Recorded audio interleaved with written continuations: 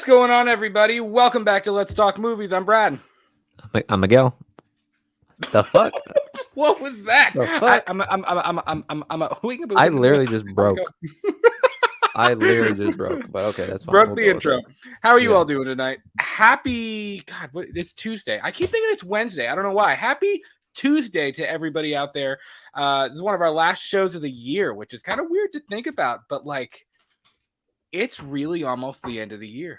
Like, we're almost there. It is. The end is near, guys. The end is near. The end of 2021 is near, and I know for sure we have one more show left. We're gonna do this one. This is gonna be a massive episode, bigger than usual.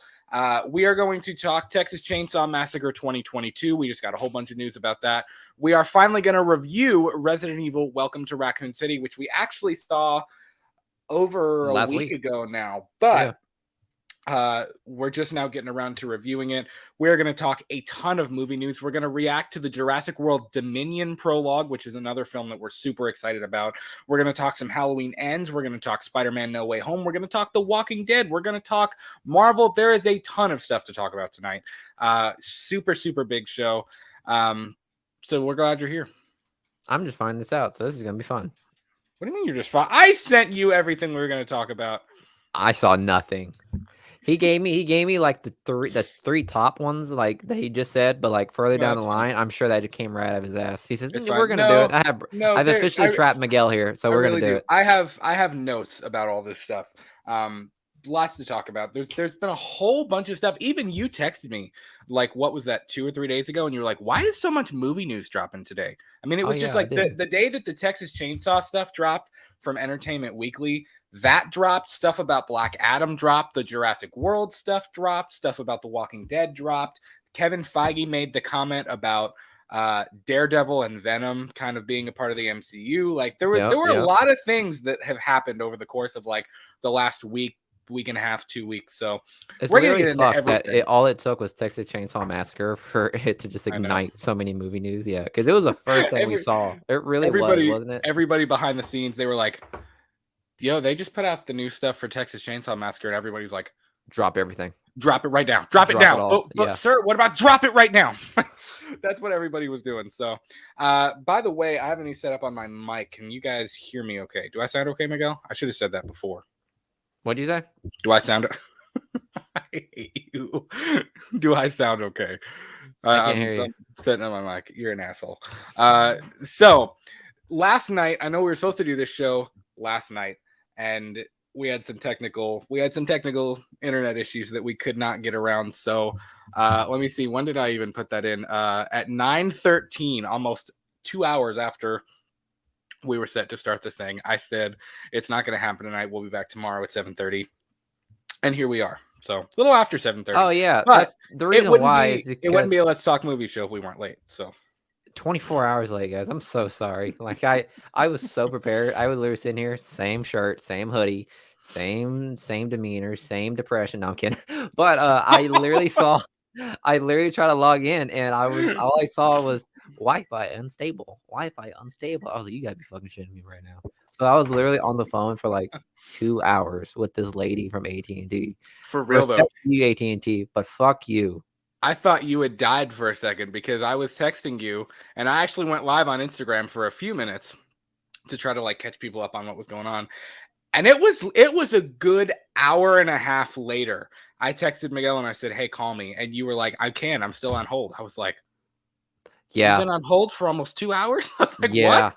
I was screaming at that point. I was screaming. Like I because what pissed me off the most was like I literally called I called the number, and that she was saying, "Yeah, we can help you, blah blah blah blah," and she was helping me and whatnot. But then like at the end of the fucking call, she was like, I guess I was just so upset that I really couldn't like comprehend what was going on. You can't function. Yeah, I couldn't function whatsoever. So next thing you know, she's like, "Okay, well, it looks like I got your phone and your wireless phone and your Wi-Fi connected." I was like, "Wait, what?" I was like, "I don't have my phone with you." She says, "Well, it's connected. It's $15 cheaper now." I was like, "Ma'am, what does that have to do with my fucking Wi-Fi?" So she was like, "Oh, if you want to talk about your Wi-Fi, here's this number." I was like, "Okay, listen here, trick. You mean to tell me I just spent an hour talking to you, and instead of helping my Wi-Fi, you Almost just put sneezed. my phone next to my Wi-Fi? And she was like, yeah, it's a great deal. I said, ma'am, you could die in a hole right now. No, I'm kidding. I didn't say that. All I said, you know what I said? I said, thank you, ma'am. Thanks for the number too. And after I hung up, I threw my drink in the wall. I was gone. I was done. I was done for the day. Okay. At that moment, I texted Brad and I said, this is not happening tonight. It's okay. It happens to the best of us, man. Speaking of drinks, what are you drinking tonight? Nothing. I've been drinking anything? I've been sitting here for an hour because I was making sure this thing was working. Serious. I am drinking the rest of this really good bourbon that we got a long time ago. It's a local Kentucky place. It is, I kid you not, and I've had a lot of different bourbons. This guy's bourbon is literally Neely's, I believe it's called. It's the best tasting bourbon. It's so smooth, like unbelievably smooth. And we had like a couple shots left. So this is a Neely's bourbon and Coke right now. Stopped and got me a Coke on the way home. He didn't share any of that. I've been to his house a number of times over the past month, and he never let me try that shit. He let me drink the old dirty bastards, but he didn't let me try the whiskey. That was your choice. That was your choice that you let the dude in the. A friend would have stopped and said, "Hey, try this whiskey first, and let me try it," and then I would have been on all over that. But no, he let me drink that shit. I think you've tried pretty much everything I have in my house. No, I have not. Except the Devil's Cut, but you know what that is. I've literally only tried your wine. Whatever. See that? Anyway. Call him out, guys. Call him out. Anyways. So guys, like I said, jam-packed show for you tonight. We wanted to start this thing off. We have a couple of small channel updates. There are a few things we don't have specifics on yet. First of all, again, this is going to be one of our last shows of the year. We're going to do this show, which is a whole bunch of different stuff, kind of jam-packed into one big, long show. And then next Saturday night, tentatively, we are going to do our Spider-Man No Way Home review. And that could be our last show of the year. I'm not saying it will be. We are for sure, like 100%, going to take off the 20th through the 27th. So the whole week of Christmas, we're not going to be here. We're going to be busy. I'm going to be out of town for some of it. Plus, it's the holidays. I know everybody's going to be with family. So we're going to take that whole week off. We may do a show or two the week after Christmas. I'm not 100% sure yet. And part of the reason things are changing a little bit and our schedule is changing, I don't know if you want me to say this on air or not. Miguel got himself a new job. Yeah, so, I got a new job. So my schedule is going to be a lot different. So we're just going to make it work, guys. Yeah. A lot of things are going to be tentative. Job. Yeah, a lot are going to be tentative right now. We're just going to make it work. I literally told Brad as soon as I got the job, I said, listen here, buddy. We did it. But we need to talk about the show. He was really worried. You were like actually kind of worried, like more. Yeah, I was because it's. I mean, like with a new job, you gotta spend like a good month like bending over backwards for him, pretty much. Yeah, kissing ass, brown nosing, everything you can do. Right. And obviously, I would love to do that, but I don't want to like neglect like the show because I love what we're doing here, guys. It's pretty dope, and we're about to hit we're already past 300. So yeah, we're at 305 subscribers right now. Which, by the way, if you haven't left this video a like yet, please leave it a like and consider subscribing to our channel as well. So our schedule is going to change again. We don't know exactly what that's going to look like. You're still going to get this main show at least once a week. You're still going to get Purely and Simply Evil. And we'll still do our commentaries and our watch-alongs, and we'll still do all that stuff. And we want to do more watch-alongs. We actually have a lot of goals for the coming year, and I know that sounds kind of like cliche or whatever, but there's a lot of people we want to get on the show. We have a whole lot of guests. We want to do more watch-alongs. There's a lot of things that we would like to do, and we have a lot of goals for this coming year. Obviously, subscriber goals is never. I'm kind of partial about the subscribers thing. Like, it's great to watch your subscribers go up, but at the same time, I know that doesn't mean that, it's literally still kind of an arbitrary number. No, it's literally the most like basic question you can ask someone that's on YouTube. It's like when you tell someone like, "Hey, yeah, I'm on YouTube," and they're like, "Oh yeah, how many subscribers do you have?" And that's the judgment call. That's the line of whether I should listen to you. It shouldn't be. It really shouldn't be. Or not. It should be about your content. Yeah, exactly. Unfortunately, what sucks is that's the second one. It's like, okay, so you have this amount of followers. What do you talk about? I was like, bitch, no. Ask what we do first, and then you ask. But to each his own. Okay, I get it. It's okay. I mean, but we did surpass 300 subscribers. We're sitting at 305 right now, which is amazing. And please, please, please, like if you haven't already, share us on Twitter, share us in any of the movie Facebook groups you're in. Share us different places, and I mean, we really appreciate stuff like that. Like seriously, like heart to heart, like we really appreciate it when you guys share us and talk about us. No, fucking hate it. Talk with us more than anything else, like interacting with us on social media. Like that's the stuff we want. I mean, part of the reason, again, Let's Talk Movies, and I've said it before, is about like everybody. Like we want to talk to you, we want to hear from you. That's why like I love it when the chat's moving and people are talking, and that's what we feed off of. That's what we love. That's why we started doing this live format. So yeah, I'm trying to grow 15 pounds off your comments. I'm eating them shit up, buddy. So that's kind of the deal with the show. Things are going to be changing a little bit. We don't have specifics for you yet. Once we do, that'll probably be after Christmas. We'll probably do a show after the week after Christmas, if I had to guess. We'll show you. We'll show each other what we got for Christmas. We'll show our toys. Right, that's it. Yeah. Johnny wants a pair of skates. Susie I don't know the song. You don't know Jolly Old St. Nicholas? Were you born under a friggin' rock? I was born with no culture, first off. So we'll start there. And second off, no, I don't know it. So there you go. The only song I listen to in Christmas is literally Wham! Last Christmas. That's what I listen to. It's great. I love it. I love Wham! And anyways, guys, Wham! It's an underrated band. It's an underrated group. It's an underrated duo. Is it George Michael? I think it's George Michael and some other. So yeah, I mean, he's got a great voice, and yeah, he did a solo. He did a solo thing. Guess what? He did fantastic. That's the most stereotypical thing I think I've ever heard you say in my life. Really? Because Wham! Is the whitest duo ever. They're like next to Hall & Oates, and I'm brown. Like, what are we doing? So yeah. Anyways, yeah, Wham! Last Christmas is a great Christmas song. Guys, let us know in the comments if you're watching live. I like the classics. Like, there's a Spotify playlist called Christmas Classics, and I think it's because partially I'm an old soul, and I like the classic, the Christmas Waltz. I like the Nat King Cole's, stuff like that. Nat King Cole's good. I like Nat King Cole too. It's just whenever Christmas starts and whenever I feel the shimmering's going, I just listen to Last Christmas. It's a good vibe. I'm sorry, man. And you probably listen to Frank Sinatra like 20 times a day. I'm pretty sure Julia has a John Mayer Christmas album that she puts on 24/7. I listen to Green Day's Christmas song all the time. A Green Day Christmas song? Green Day's got a Christmas song. It's called Christmas Time of the Year. It's great. I am so out of the loop right now. See, there you go. And he calls himself an old soul. Which then again, Green Day is like an 80s band. I love Green Day. So so that's kind of the deal with our channel updates.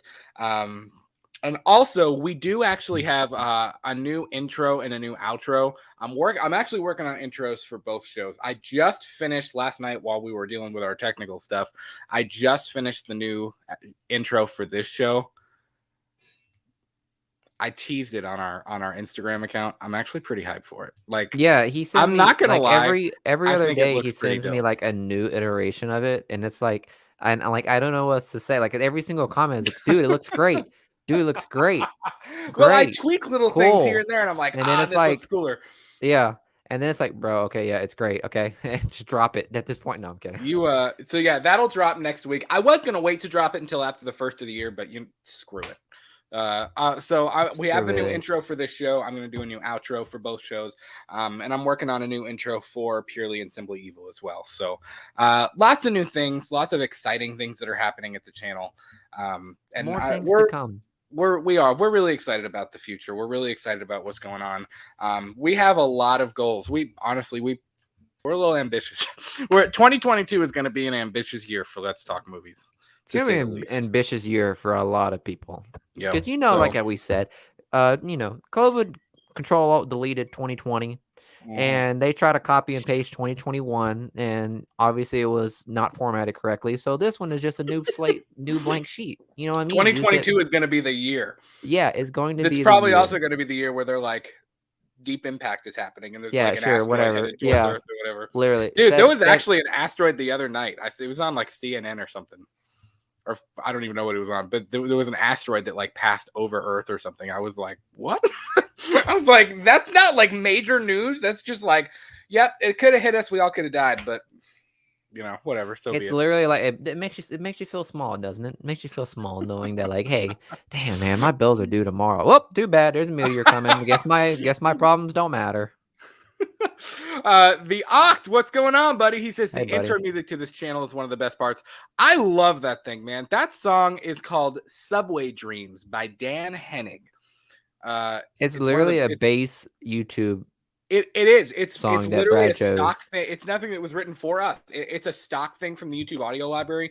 But when we started this show, I was like, you know what? Like, we need a theme that like fits us, that I feel like just fits our vibe, fits what we're doing, and that kind of fit the talk show vibe that we were going through. That I wanted it to sound 80s and whatever. I actually tried to write something first because I'm a music guy. I tried to write something, and I actually played it for this douchebag and for my wife, and they were both like, "You can't use that." I was like, "Why not?" I was like, "I spent like a month on this." Me and Julia literally looked at Brad and we're like, "Dude, this is dog shit." No, I'm kidding. No, it wasn't dog shit. It was just we both agreed to the fact that as a podcast, that's not the way we should go. It was a different vibe. It was very like cinematic. It was no. As you could see, you saw how he said he's an old soul. Just put that into your thoughts and thinking of what this intro could have been. So there you go. Just think of it like that, and how me and Julia pretty much saved your ears. But yeah, man, that intro theme. Like as soon as I found it, I was like, "This is it." It was like one of the most sure things. Literally one of the most sure things I've ever done. Like I was like, that's it. And I've never thought I was actually thinking about that the other day. Like I was like, I like that music. Like I actually really like it. Like I don't know if it'll ever change. And like if we're like in a few years, like I'll be like, I don't know if I want to change it. Like we were driving to the liquor store and he literally played it in his Prius. I said, "Boy, you call me white." That was the whitest shit I've ever seen. An Italian and a Prius listening to YouTube bulk music. I was like, bro, get out of here. It's fine. The Ox says you need to post the audio of your self-made music. I don't know. Maybe I will at some point. I actually watch that be the thing that blows him up. Like literally, fuck this podcast. This blows him up. He gets a contract with I don't know. I don't even know where it is. Escape music. I don't know. I actually really wanted to be a film composer for a long time. Because like I have a music degree. That's my thing. I'm a music teacher. And like for a long time, my like low key like escapable dream was being a film composer. But he probably paid $49.99 for the Hans Zimmer masterclass, and he was like, "No, I didn't, bro. That was $900 a night. Try like $1,000. Yeah, that was those masterclass things are expensive." Bro, I would be so fucking pissed. But they have a bunch of them though. They have like a filmmaking one with Martin Scorsese. Like it's crazy, dude. It's crazy. Bro, it's literally like you know that term where it's like you either get like $100 billion or you get to have dinner with Jay-Z. Which one do you choose? And people choose like Jay-Z. And I'm like, what the fuck is he gonna say? Believe in yourself. Like, no, that's not. And you're gonna turn that. You're gonna take that over $100 billion. No, get the fuck out of here. You know how pissed I would be if I turned down $100 billion and the guy just said, "Just believe in yourself, man. Believe in the process." I would flip the fucking table. I would fight Jay-Z right then and there in front of Beyonce. I would bust his lip just like Beyonce's sister did in the elevator. Like 100% rock his world if he did some shit like that. That's all. I don't know. The Ox says he drives a Prius too. Dude, listen. I get made fun of for driving a Prius by like all of our friends, but you know what? Guess who pays $13 in gas when they fill up? Nobody else does, except us Prius drivers do. Yeah, but guess who holds their balls in a purse too? You know what I mean? Like, you know, I'm kidding, guys. Listen, like, I understand how great like Priuses were. Like, they're awesome. But here's the thing: Toyota could have did so much better in regards to electric car that you had to let fucking antisocial Tony Stark, Elon Musk, make a better version. Antisocial Tony Stark. You know what I mean. Wow. Like, Toyota could have made a beautiful electric car, but no, you literally gave us a shaved egg with a Lego shift knob, the Lego shift knob, and a Game Boy console with the image pixelated and shit. I literally was so like surprised by Brad's Prius. I was like, bro, you traded your Lincoln for that, which I get. The Lincoln was a gas guzzler, but for fuck's sakes, Toyota could have done a better job. Believe it or not, it took. I didn't have like a Lincoln SUV. I just had a Lincoln car. I had a Lincoln MKZ, and it took $30 to fill that thing up. That's normal for some people. I know, but like it takes like $13. It takes like 20, 25 for me, depending on the grade of gas I use. And to be fair, I have to get gas a little bit more often because A, I drive a lot, and B, it's a smaller gas tank too. So, I mean, like it's a give and take, but I like my Prius, man. I do. I dig it. How is it in the snow? Or do you just park it in the fucking garage and then you take your wife's bug?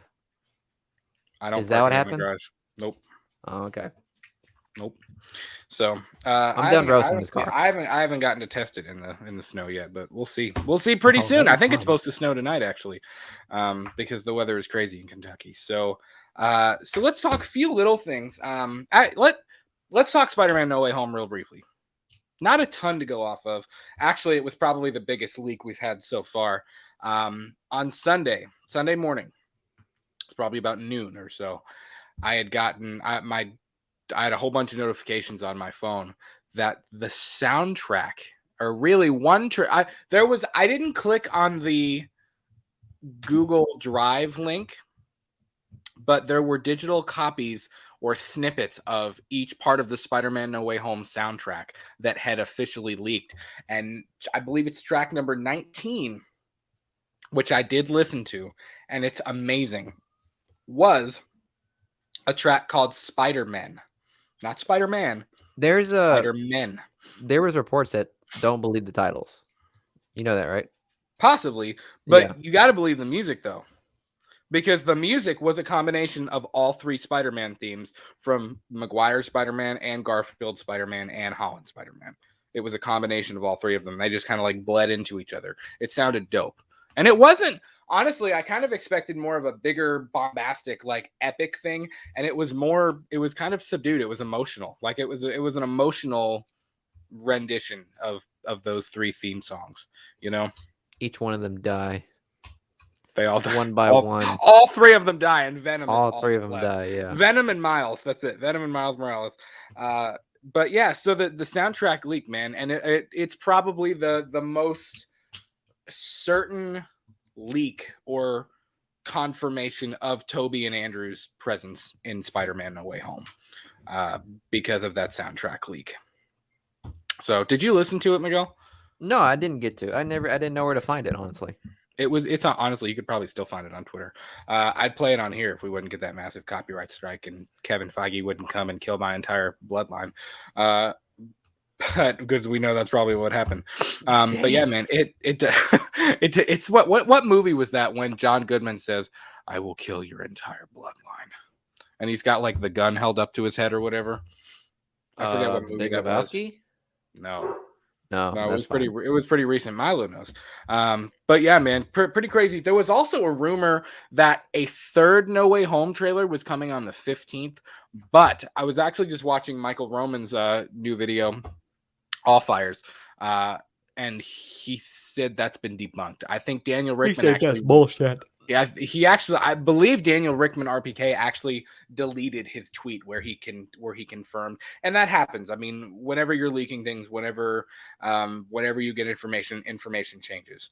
So that's obviously that changed, and so I don't. There isn't a new trailer. It's basically, and I think it was a UK company that actually tweeted out and was like, "Listen, this is the same trailer." The same international trailer. It's just being rated now because it's going to release in whatever or something. And it was just like they were like, don't freak, like calm down, like don't freak out. This is nothing. So there is no new trailer. It's just the same trailer that we've already gotten in the past. It's just being released on the 15th, and it wouldn't make sense. I mean, like a lot of people were like, that's the trailer that they're gonna show Toby and Andrew in, but like 2 days before, in some places it comes out on the 15th, because in a lot of countries it actually comes out sooner than later. No, that Thursday night and Friday release, which we're going to see it next Friday on opening night. I don't know if I've ever. I shouldn't say ever,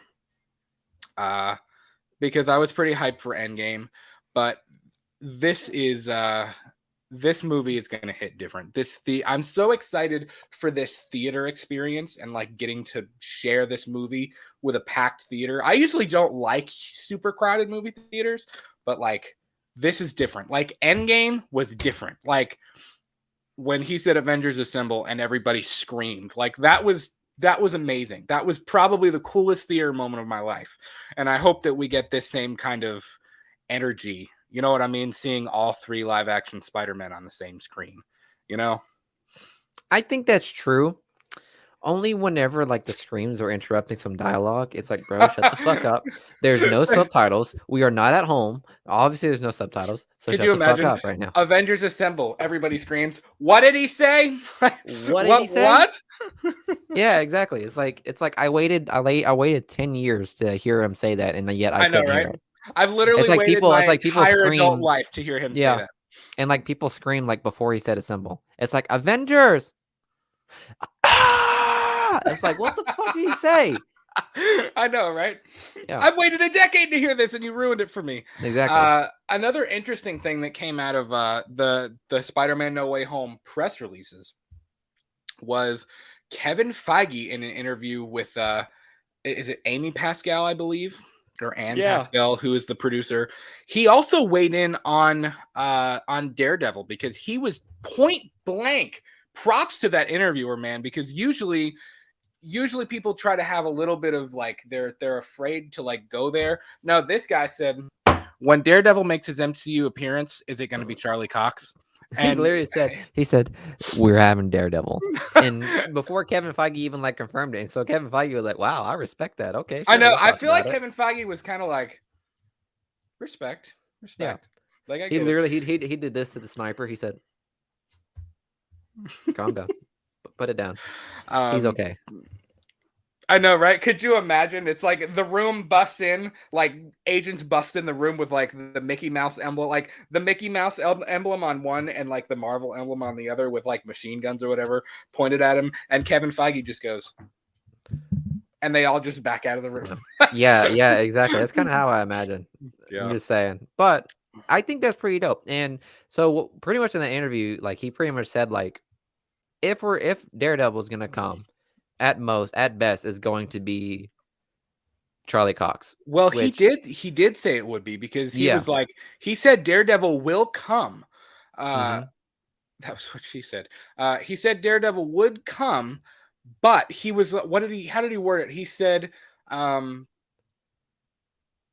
where and when and how, or how he arrives, when he arrives, or where he arrives and when he arrives. And when he said when he arrives, Amy Pascal actually kind of like let out a big cackle, which is kind of like, okay, he's like, what big Marvel movie are we coming up on like in less than a week? She kind of cackled, and he was like, that is yet to be determined, but it will be Charlie Cox. So I mean, like he didn't even leave it like ambiguous. Straight up, he was like, look, Daredevil is coming to the MCU, and Charlie Cox will play him. Like straight up. I'm not even gonna front. And that's pretty dope. And it made a lot of people excited, because to be honest, Charlie Cox's Daredevil is probably one of the most iconic iterations of Daredevil. Which, I mean, there's only fucking 2, but you're saying he's better than Ben Affleck, Miguel? Are you yes, serious? No, 100 fucking percent. I hate that Ben Affleck. I'm sorry. It was good at the time, but like, exactly. That's what I mean. Ben Affleck did a great job. That was pretty much his audition for Batman, which he slammed out of the park. Yeah.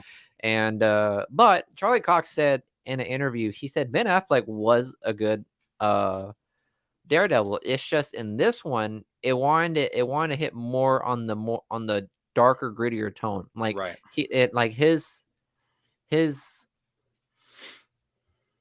story and his action sequence obviously had to be scaled down because he is a low level hero. Like he's part of the neighborhood. He literally only protects like 4 or 5 blocks. Hell's Kitchen. He doesn't really do much else. So that's literally all he is. And I would be okay if it was a series. If we got another Charlie Cox Daredevil series, I'd take that over a movie any day. You know why? Because it's more interesting. And have you also seen the rumors about tomorrow's episode of Hawkeye with there's a huge rumor that Vincent D'Onofrio's Kingpin is supposed to make an appearance in tomorrow's episode of Hawkeye or in the final 3 episodes of Hawkeye, which is pretty cool. I hope so too, because I think that'll open up a few things. That'll kind of definitely tie it to Daredevil. And if Daredevil is tied to Spider-Man, that kind of makes the whole thing tied to Spider-Man too. Like, I feel like they're really starting to push.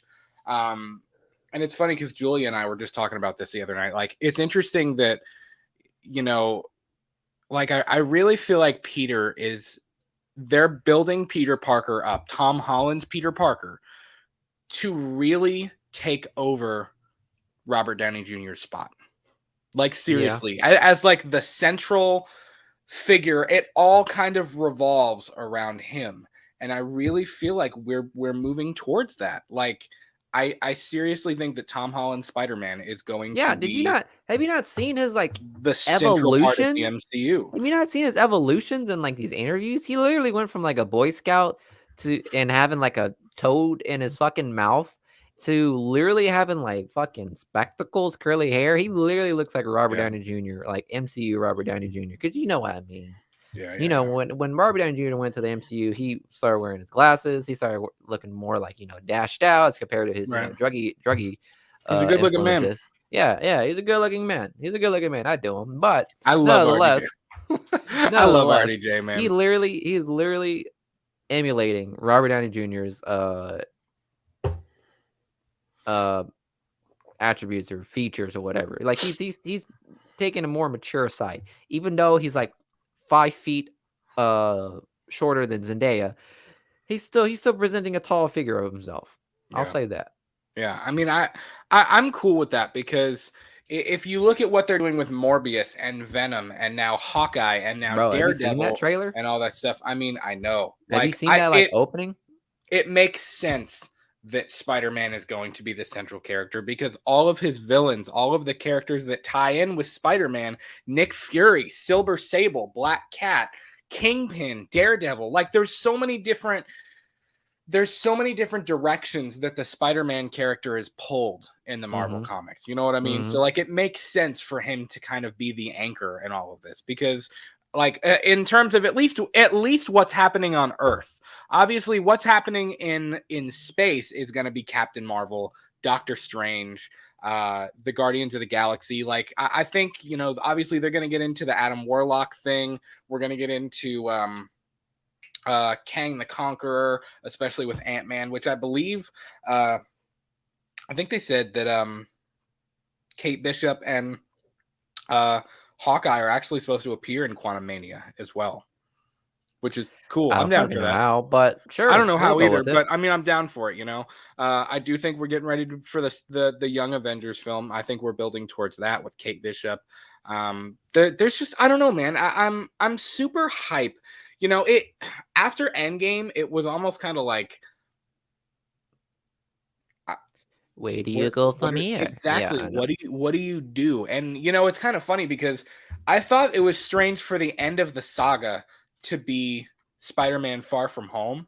I was like, why wouldn't the end of the saga be Endgame and Far From Home is the beginning of the next saga? But like what you said a long time ago, if it would have been like a sad note if Endgame would have been like the final film and the Infinity Saga. Yeah, Far From Because Home was that's kind literally of like an dark. epilogue. Far From Home Right. was literally just an epilogue to like a great story. That's the best way I could say it. And B, if Spider-Man is really going to be like the central character of the MCU moving forward, it makes sense to use that epilogue in Far From Home and the whole story arc of, Happy saying, it was my favorite part of that film when Happy says, like, Tony wouldn't have done what he did if he wouldn't have known that, like, you were the one that he was leaving behind to take his place. And, like, that line is what sums up Spider-Man being like the forefront of the next saga. You know what I mean? I Yeah. love that line. Like that. It's seriously, that's one of my favorite moments in MCU history, to be completely honest, because it was like Peter got it, and then he started using the Stark Tech to make the suit and whatever. And I know you're sick of Stark Tech, man. You're like, let these villains do something of their own. You know what I mean? Let Doc Ock and Norman Osborn like flex their skills a little bit. Yeah, pretty much. I'm not gonna go too far on that. I'm just. Yeah, I think it'll it's. be I fun. think it's. I think it's hilarious that that's your favorite scene coming from good old Happy Hogan. He's a great Far character. From Home, Love yeah. him. Yeah. And I thought I wasn't like, I don't know. It was a tearjerker from him.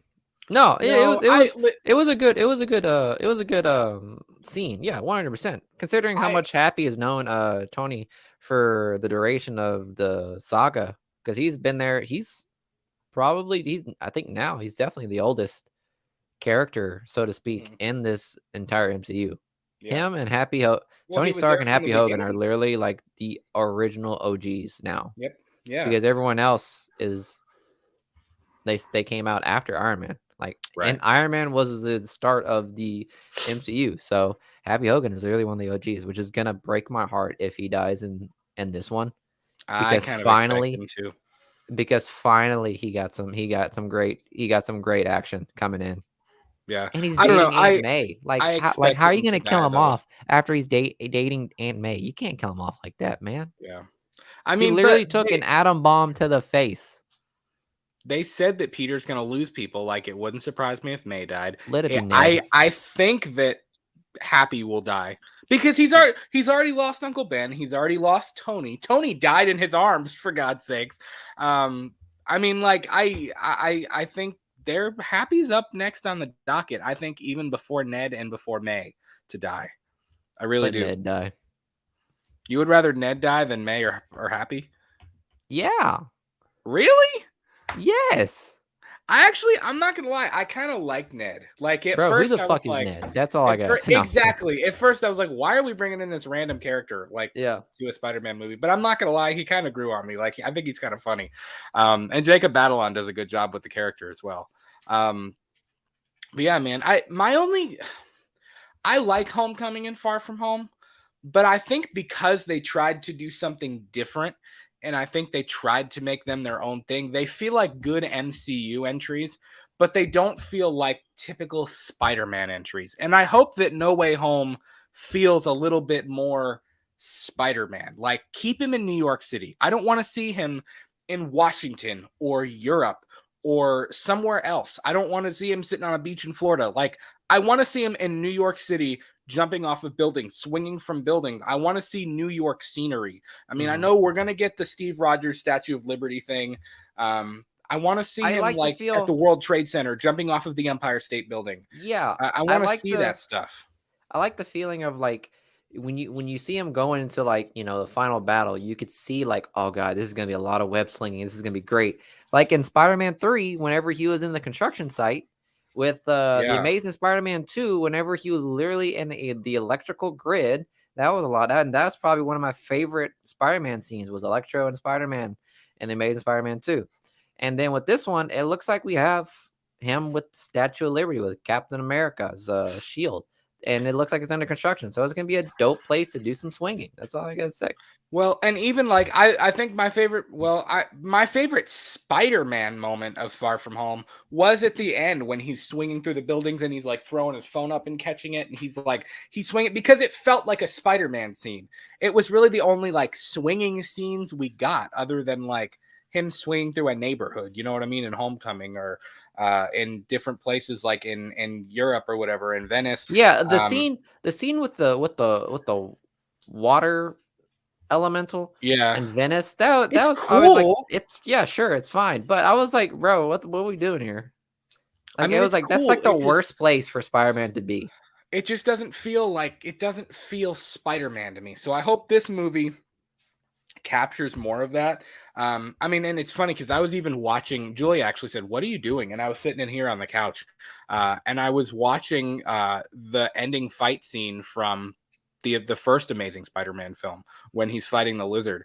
Dude, the swinging scenes, and they're both great in their own ways. Like the Andrew Garfield swinging scenes are very technical and fast, and it's a balance between like really fast jerky movement and then it cuts and it's in slow-mo, and it's like you see him like from his perspective in slow motion. I can't talk. Where he's like falling down, like he's falling, or you get like him swinging, and it's really cool and technical. And then like the Tobey Maguire suit. Tell me, which one do you like better? Do you like the graceful, Andrew Garfield, epic, like the epic Tobey Andrew Maguire Garfield. swinging scenes, or you like the really Andrew technical? Garfield. Really? Yeah. I don't know. I like them both for their own ways. I do like the epicness. Honestly, of the like Tobey. the spot, like granted, both are great. Tobey Maguire Spider-Man reminds me of PS2 Spider-Man and how he swings. It's like there's no. It's like they're like gliding. Toby's is closer to like the gliding. Like, Andrew Garfield's is literally like the PS4 Spider-Man. Like you can do tricks, you can do different types of web swings. Yes, like that's literally what it felt like. So that's pretty much the way I got it. And yeah, that's how I compare the two. Both are great in their mind. Tobey Maguire just has that nostalgic feeling. Andrew Garfield is just fun. I give my respects to both. It is fun. Andrew Garfield swinging is more like it's more acrobatic. Toby's swinging is more like that graceful, epic. Yeah, like it uses space very well. It's like it's very it's got less of the quick jerky movements, and it's less acrobatic and whatever, all that stuff. J-Dad, what's going on, man? I'm glad you're in the chat. I did see your comment a second ago. J-Dad says the OG Tobey trilogy has the best swinging scenes to me. Felt more like the Amazing Spider-Man comics.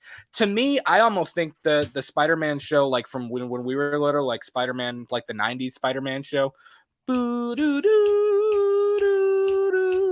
like that thing. I actually kind of enjoyed the swinging more in that. And that's kind of what it reminds me of. And I get it because it's more heroic, like. Yes. As compared to, it's like attracting the hero element of Spider-Man. As compared to Amazing Spider-Man, it's just like Spider-Man trying to have fun. Like he is a superhero, but he loves being Spider-Man. It's not like a burden to be Spider-Man like Tobey Maguire. It's literally Andrew Garfield's. Hey, dude, this was not a choice, man. This is like, my I'm destiny. Spider-Man. This is dope. I am Spider-Man, and that's cool. That's cool. But I was like, bro, get the fuck out of here with this soap opera shit, okay? Yeah, Tobey Maguire was like, bro, this is dope. Tobey is like, this is my destiny. I'm meant to do this. And then Andrew's just like, yo, this is dope. Like, this is pretty cool. And it's funny because Andrew Garfield's Spidey kind of like tumbles sometimes. Like he messes up sometimes. You know what I mean? Yeah. Like even when he's got like the little like the plutonium thing when he's fighting the Rhino at the beginning of part 2, and he's like he's fumbling, like he can't like keep them all. You know what I mean? And stuff like that. Like it's kind of funny. J-Dad says Tobey swinging was a valet while Andrew and Tom's was more upbeat jazz dance. That's an interesting way to put it. Art says, what's going on, buddy? I thought we were what? I thought we were talking Texas Chainsaw and Resident Evil. Did I miss it? And we went on a tangent. Did you guys miss my crazy energy last night? We did, man. We were super excited. I'm so sorry. Show. But it just didn't. I hope you kept that energy today because we got it. So get ready because you kind of missed the beginning. We did some channel updates. We have not reviewed Resident Evil. We have not talked Texas Chainsaw. If you're just joining us, welcome. Please be sure to leave us a like. This is one of our last shows of the year, probably. We'll probably have 2 or 3 more shows. Next Saturday, we're going to do our Spider-Man No Way Home review. Then we're going to take the week of Christmas off, and then we'll probably have a couple of shows the next week as well. Moving into 2021, new intro drops next week. Finish the new intro, super hype about that. So to answer your question, Art, no, we have just not gotten to it yet. There's a whole this has kind of evolved over the last 24 hours. Like, we've added a lot of things to this show because it's going to be our last real big movie news show as well as us reviewing Resident Evil and that stuff. So that's kind of enough with the Marvel stuff. That's pretty much everything that there really was. About the Marvel news, there's a whole lot of Spider-Man stuff coming, man. Spider-Man is going to be a huge part of the MCU moving forward, and I'm excited because I love the character, and I think they're starting to move towards more of a serious, darker tone with the character, and I think I'm really excited for that. Like, I'm down for it, you know? Yeah, it's going to be cool. So a couple other things. Miguel and I were kind of talking about The Walking Dead before we went live here. If you don't know, I don't know how you don't yet, I have my huge Walking Dead poster up here. I have Lucille. We actually did an episode. We both have Lucille. They couldn't tell because they can't see the fucking poster, dude. I know. Over there on the wall. I have my Lucille bat. And I know it probably didn't help. Go back and watch our Here's Negan review, and you'll understand his you'll see our Negan bats. But there's a little bit of Walking Dead news that came out, and I told him I missed a few. Like, I was caught up. I've watched the show since day one. I watched it since the night it premiered on Halloween in 2010, all the way up until right now. And my wife and I went out of town when the second episode was airing. We were out of town, and I just never got picked back up from this current season. So I'm working my way back up. I have like 3 episodes left until I'm caught up, and then I got to get caught up on World Beyond, and I'm super behind on Fear the Walking Dead. But I'm working on it. That's my project right now. I'm trying to get caught up on The Walking Dead. You haven't watched since when was the last season you watched? I know you kind of started again for a little bit. It was literally the extra seasons. I missed the entire Whisperer War, and then I watched. But you know what? Honestly, I know what happens. The same way as it happens in the comics. Yeah, so I know what happens in the Whisperer War, and I watched the extra 6 episodes. You know, they're good. They're good filler episodes. It was your usual Walking Dead, but I mean, it is what it is. But yeah, Art says, "Get your shit together, bro." I don't have cable, so I can't watch that shit at 9. Dude, sign in with our AMC thing, bro. I never got that shit. Honestly, I mooched from my parents on that. Exactly. We have cable, but we have basic cable, and I don't get AMC with our package. So I sign in through them, and I watch them. I can still watch it live because you can watch live TV through that. J-Dead says, that's weird. I was literally just talking to my friend about we should get back into The Walking Dead. I haven't watched it since Rick left. Okay. That's usually about the time too for me, honestly. I know people got really after Rick left, and then Whisperer War was gone, and then I watched Sector 6. That's how it went. People got really sick of the Negan, the All-Out War storyline, which I get. I love the All-Out War thing. I thought they did a lot of it really well, but they could have, like what they did with the governor.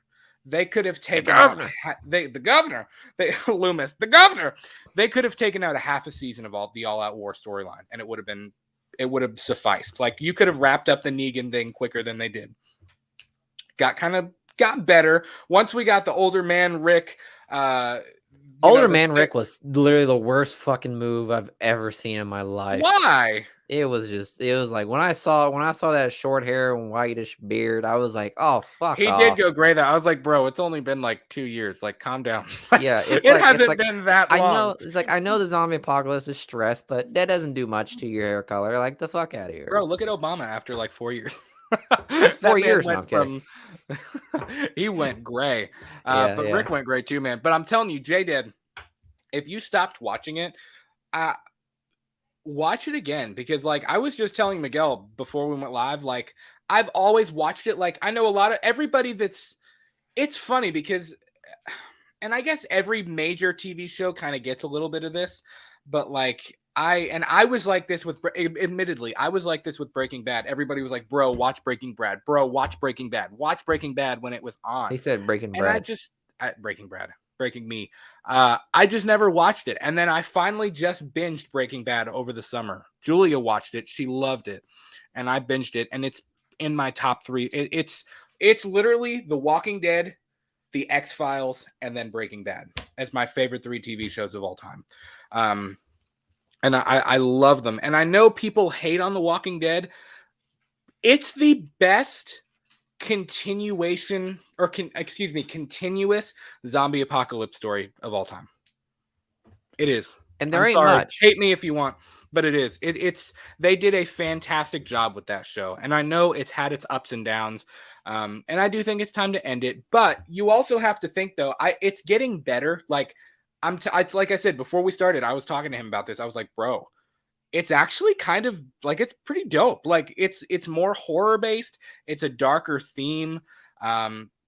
There's a few characters that are pissing me off. Like they spent half of this episode looking for these horses to try to get them back to Alexandria. Cause I know if you haven't watched in a while, Alexandria's in Alexandria's in a rough place right now. They're not doing too good.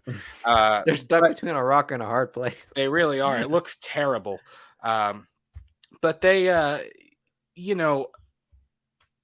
they spent like half of this episode looking for their horses because their horses got away after the Whisperer War.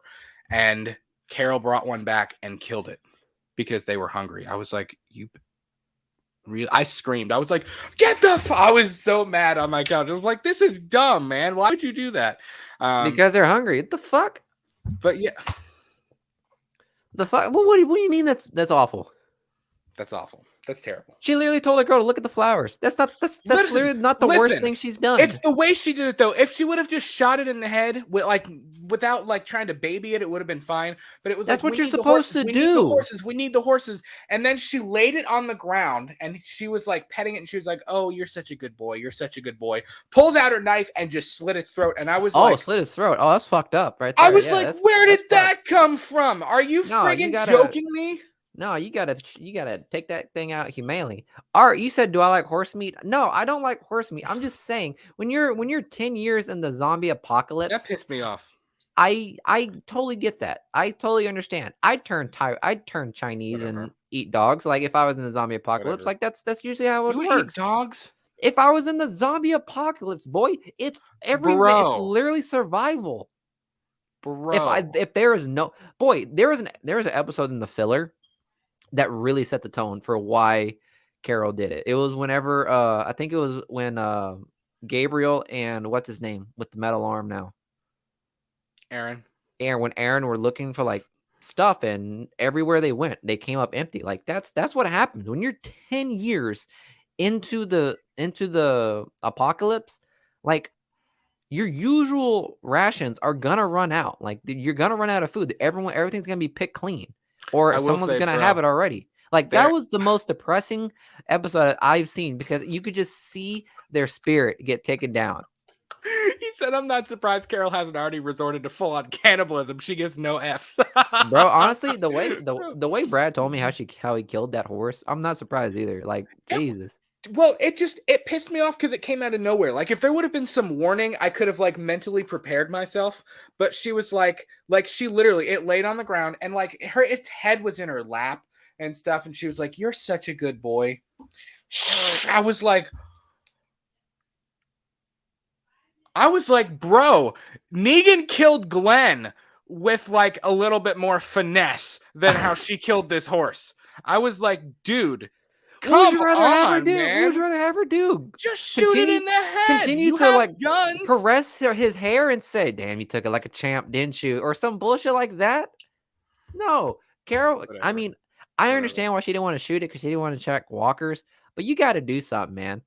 You got to do something more humanely than just slit in the fucking throat. You're supposed to be in Georgia, Tennessee, the Carolinas, in that area. You're telling me there's not enough deer and rabbits and pigs and shit out in the woods to go eat? Are you really gonna sit here and tell me that? Yeah. Do you know how many zombies there are out there? Like they ate the bunnies, they ate the deer. While they were looking for the horses, though, they came up on this like river or whatever. Zombies got a hold of the horses, bro. That's what I mean. See, that's what I mean. Chewed up. It was bad. Huh? I was like, "Oh, those horses were chewed up." The Walking Dead has horses were harmed in the making of this video. Seriously, the horses always get the shaft in The Walking Dead. But anyways, man, Art has it right, man. He said, I can't even talk. I don't know. Whoever you are. He says the best shows are the ones that intrigue you to the bitter end. And I think that's been The Walking Dead for me. It's like I keep coming back to it as being like my show. Like everybody's got like their show that like they love it no matter what. And like I will admit it's had its ups and downs. A huge down was after the prison, like after the whole governor thing, when he came back with the tank and, you know, Rick with his bloody face, just keep walking. Like when they left the prison or whatever, we spent a good season and a half of them just wandering out in the woods alone, like in small groups. I was like, yeah, come on, like let's go somewhere before they got to Terminus. And they kept hinting at Terminus. I was like, dude, someone get the Terminus now.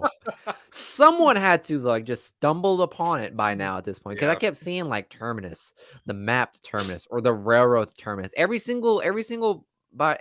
journey that they went through all led up to like them finding the map, them seeing a train track, or them like just somehow just finding a clue to Terminus. And I was like, bro, we all just went through this entire season for them to say, we got another place. I said, the fuck out of here. You could have found another place and still had exposition in a span of like 2 episodes, not fucking 5. I don't know, man. But I missed this comment, Miguel. J-Dad agrees with you about Rick. Yeah. Yo, Michonne really whipped Rick Grimes into being a little pussy. I'm not gonna lie. I'm not gonna lie. If prison Rick Grimes went through the same shit that old man Rick Grimes went through when he like supposedly died, he would have stood right up from that rebar and said, that hurt, and just kept walking. That's it. Or no, he would have done this bullshit. He would have done the bullshit while he's still on the rebar and he's over here like this, like, you know how he holds his gun, like it's like low key down, like it's not aiming at anything. Like he still hold it, like going strong. Like that's usually that's how I would imagine. I remember we were talking about that the one day. Like I have a poster up here of Rick. Like it's Rick and Lori and Carl and Shane standing on the RV, and there's on Dale's RV, and there's zombies at the bottom or whatever. And like the way Rick holds his gun, he pulls his wrist down like he's holding a brick or something, and or a cinder block. And I remember we were watching it one day, and my dad just goes, he said, that would break his wrist. I said, what do you mean? He was like, exactly. He said, that python, he said, if you held a python one-handed like that with your wrist cocked down like that, he said, you are going to the hospital with a broken wrist. Like, yeah, exactly. Happening. It's literally, when I saw that picture, I remember when I saw that picture, because I didn't start The Walking Dead like Brad did. I was hesitant at first, and he would always tell me about it, and he would show me the poster and be like, dude, you see how cool this poster is?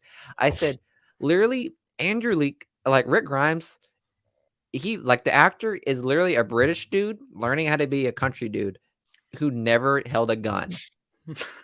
That's the best way I could put it. If I see someone holding that gun like that, I'm telling myself right now he's never touched a gun before in his life. Yeah. And I 100% believe he did not have any training on how to hold a gun. Because you see how those shots are. Well, those shots, those aren't real shots. Those are just CGI shots. You know how like when the but some of them are, it's like the like the little the CGI stuff.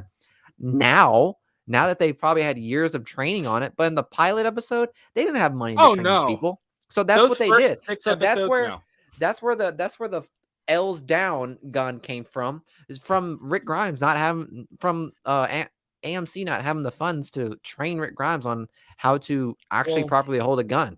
And when that poster came out, they were like, wow, that looks dope. But people from the legitimate Atlanta and Southern, they're like, the fuck is this British dude over here holding a gun like that? That's all I gotta say. First of all, who holds a python one-handed? You know, nobody that does that likes their wrist, because that's literally gonna fuck him up.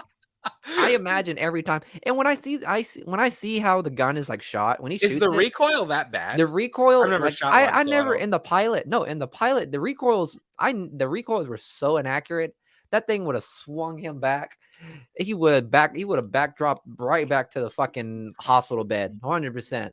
That's usually how it goes. But every time I see it, it's literally like bang. I'm like, what? Well, I wish a python had that less of a recoil. I remember they do shoot actual blanks, but they also like when because I don't know what the age gap is, but like there are certain age levels that you're not allowed. Like they're like Chandler Riggs was not allowed to use like he could hold a real gun, but he couldn't shoot a blank until he was a certain age. And I remember when it was that age and they could actually use real blanks with him, it was a huge deal. That's why like the girl at the beginning, who's also like 21 now, which makes me extremely uncomfortable.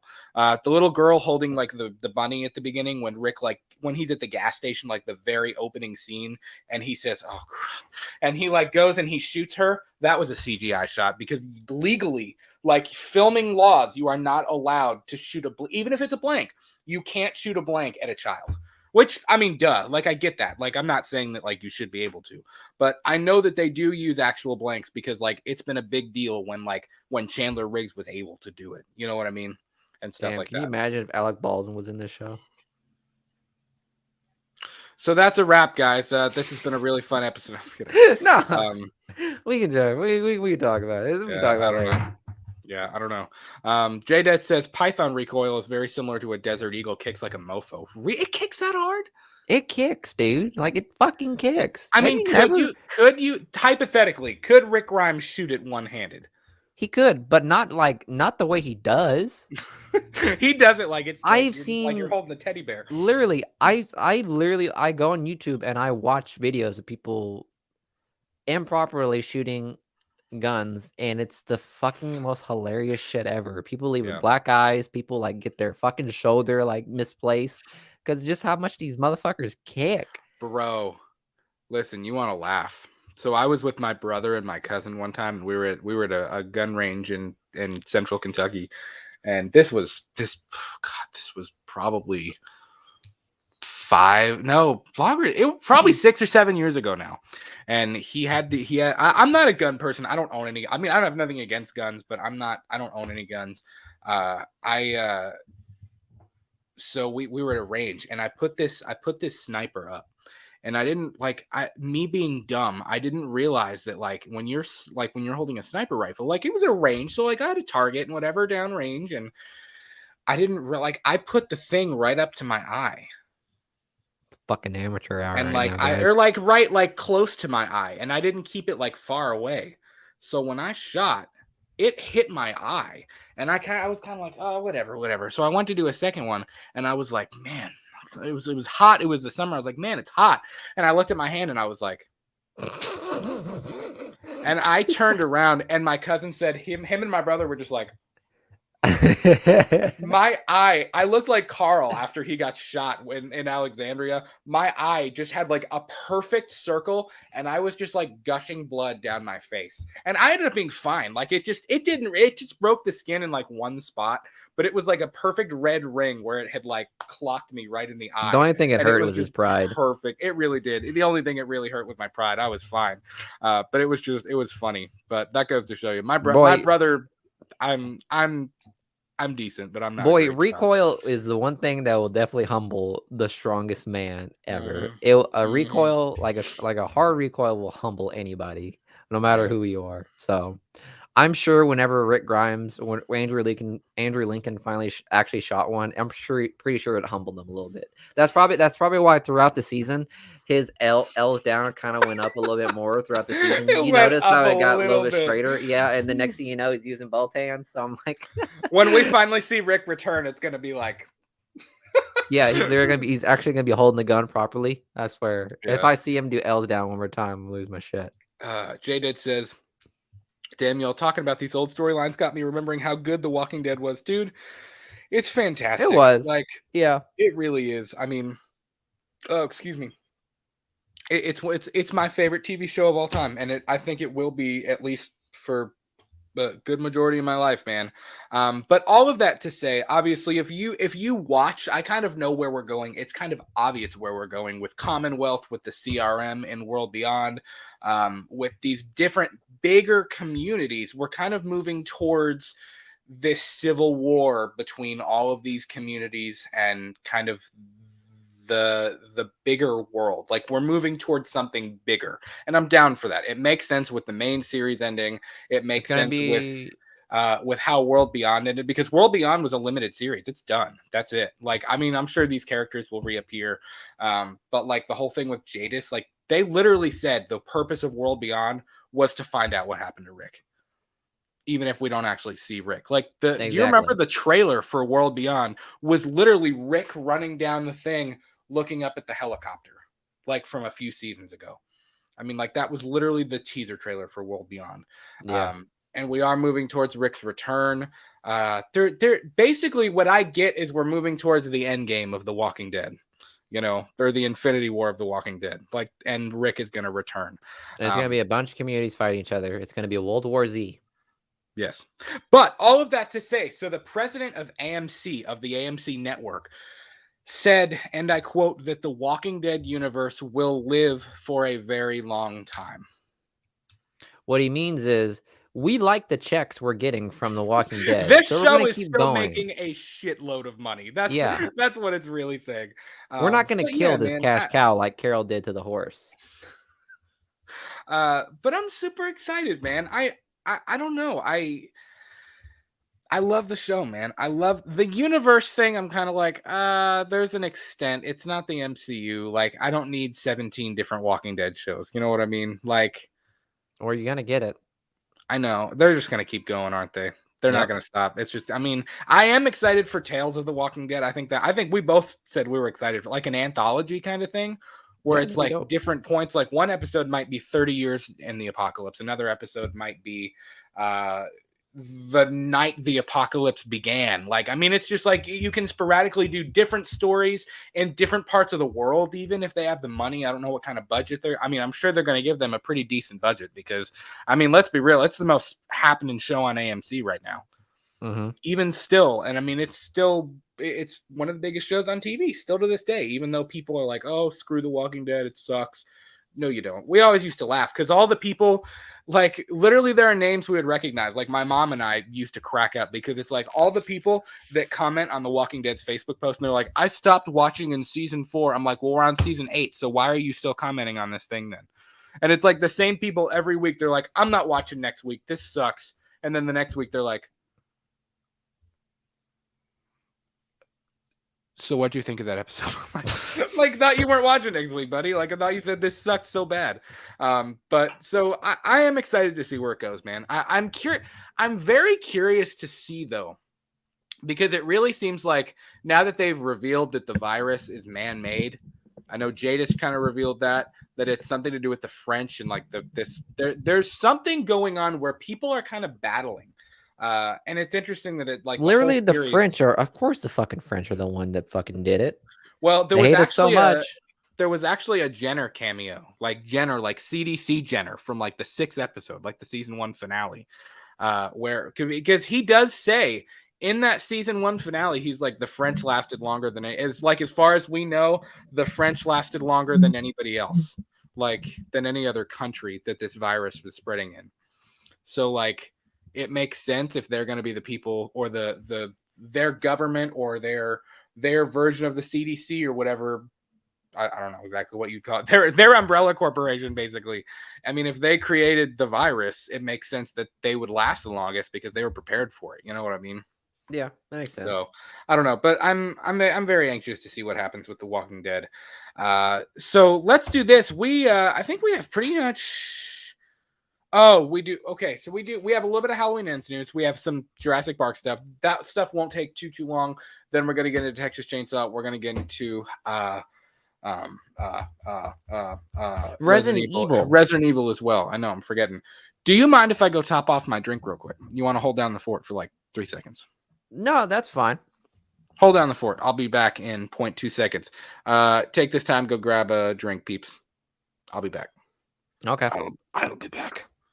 Oh my god. Guys, or Jay did, like, are you gonna check out like are you gonna like get back into like the season of The Walking Dead? Because honestly, like, I don't remember when was the last one. So you said whenever Rick left. That's honestly the same time when I did too. Because there's a time where like I was like, okay, I'll keep watching, but then like I kind of just lost interest in it.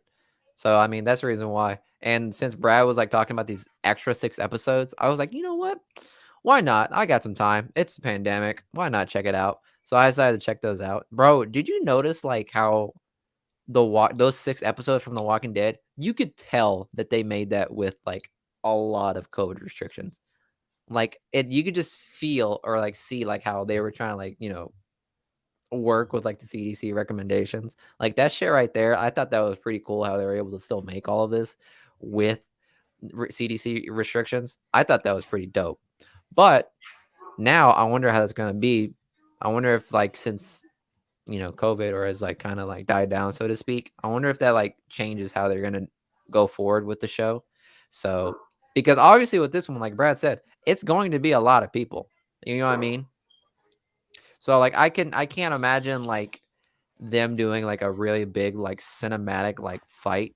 So like I don't know if that would work even with like what restrictions we have still. You know what I mean? But guess who's back? Man, I dropped the mic. Yes. Butterscotch candy. This dude, right? What'd I miss? I was just talking about The Walking Dead. What did Art say? Oh. Those are way more. You guys were talking about meat in the comments. Yeah, they're having a whole conversation. I know you were talking about meat at one point, but. Oh, okay, I gotcha. Art says I had to bounce out for pizza prep and family talk. I missed Brad. Brad, did you miss me? I did miss you. I missed everybody dearly, and I'm glad that we're back. Yeah. So, do you want to do, before we get into our 2 main topics? By the way, if you're still with us, please leave us a like if you have not already. That would really help us out. You want to do Jurassic World, or you want to talk Halloween? Let's do Jurassic World, because I'm interested in that one. Dope. So let's do this. So first of all, we had a new image drop. The first official image of Jurassic World Dominion. There she be. I know people were freaking out.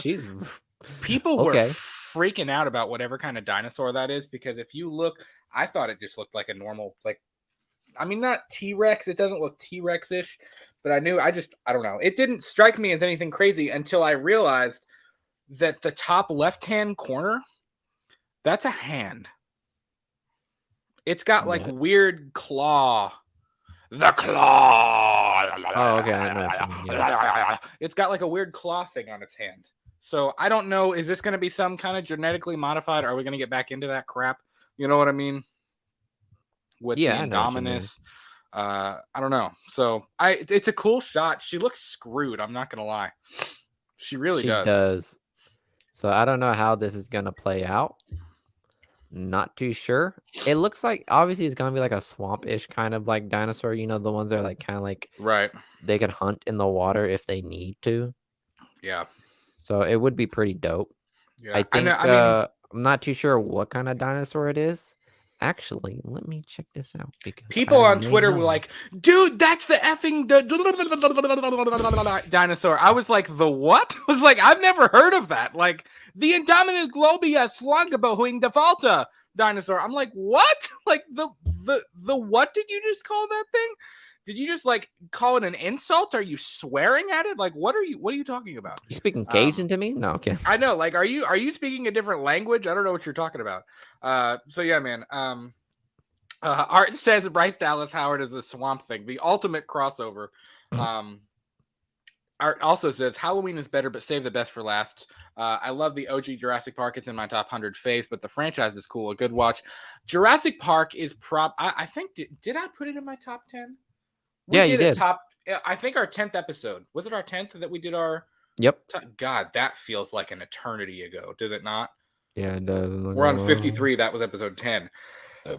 We did our top 10 favorite movies of all time. And that... I think Jurassic Park was in my top 10. It's one of my favorite movies.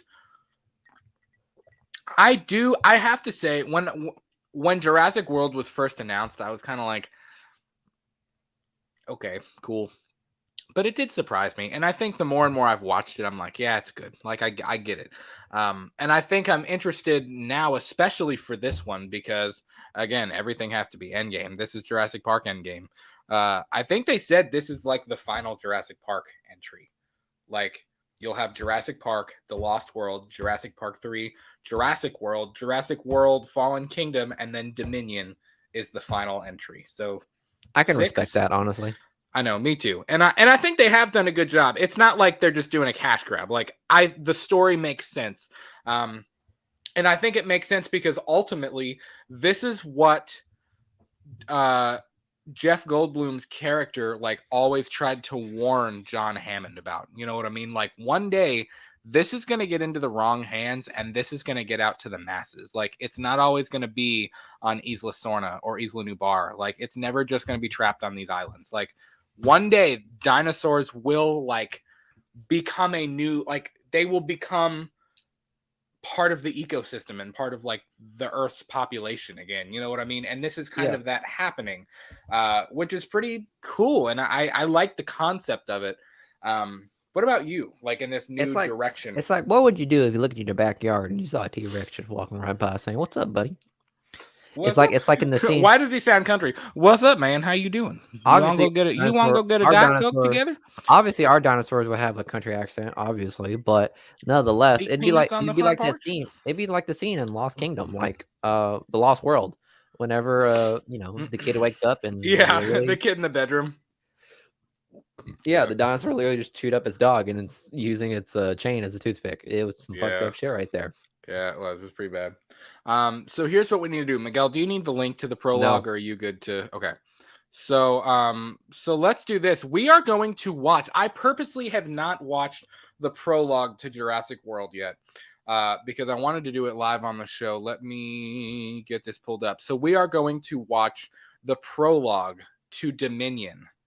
To Jurassic World Dominion right here on the show with you guys. It's just under 5 minutes. It's just under 6 minutes. So that's pretty cool, man. I'm excited. This is the beginning of Jurassic World Dominion, the final entry in Jurassic Park, which is kind of crazy. I'm super stoked that we're getting Sam Neill and Laura Dern and Jeff Goldblum back. Like I know they kind of teased Jeff Goldblum a little bit in the last one, but I'm super excited for the three of them to come back. The legacy trio, man. Yeah. Bro, Sam Neill is going to be like, I friggin' told you guys to stop messing around with this. Like, you suck. This should not have happened. So, all right. Whoa, there we go. Here we go. Jurassic World Dominion, the prologue in 3, 2, 1, roar. It's terrible. Sucks. Awful. Terrible. Well, if it's Universal, it sucks. I'm kidding. How far that I will say that Universal logo looks dope though.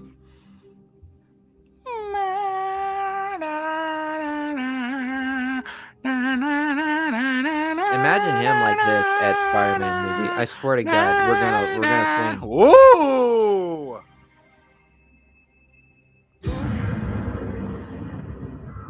Is that a dinosaur? Oh, those are trees. The entire time in the movie, you're sitting in the theater watching it. Is that a dinosaur? Is that a dinosaur? That's a tree. That's a dog. Is that a dinosaur?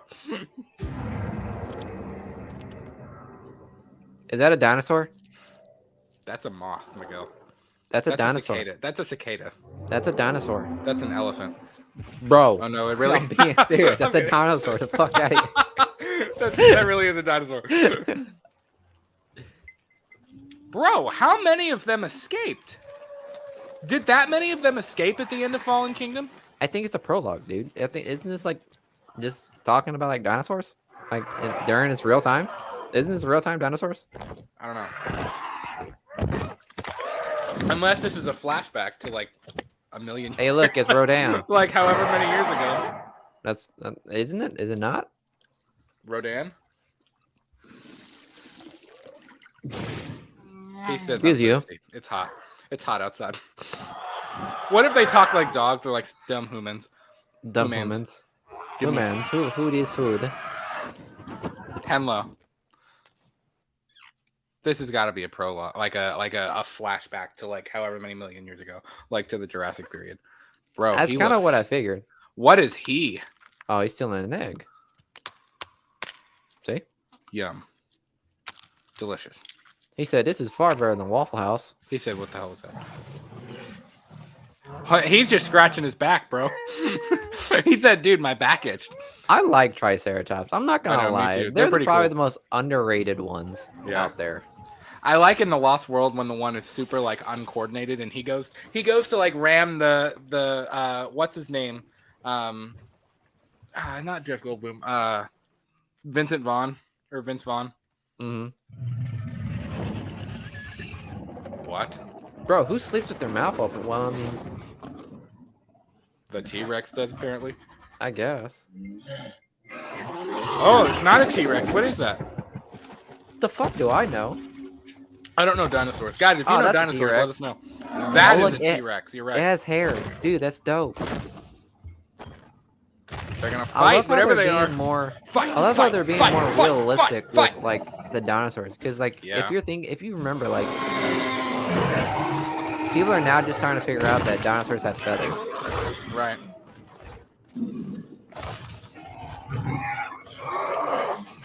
Place your bets right now. Who you got? Never mind.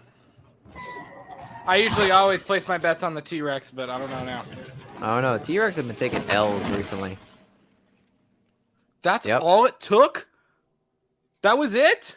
No, he just took some E, man. You see the eyes dilate? He just took some E, son. He's about to go into Drift World. Oh, there's the mosquito. The mosquito. Of course, something blows up. The little like DNA guy. We do this using frogs.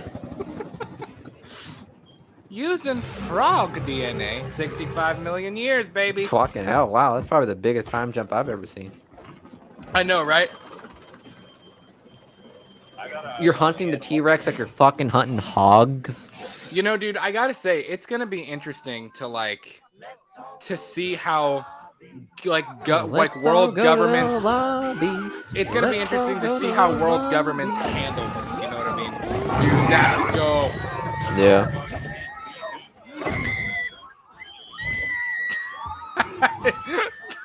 Bro, they're like, yo, this 4D IMAX is dope. I know, right? They're like, man, this looks so real. Bro just got Ben Tramered.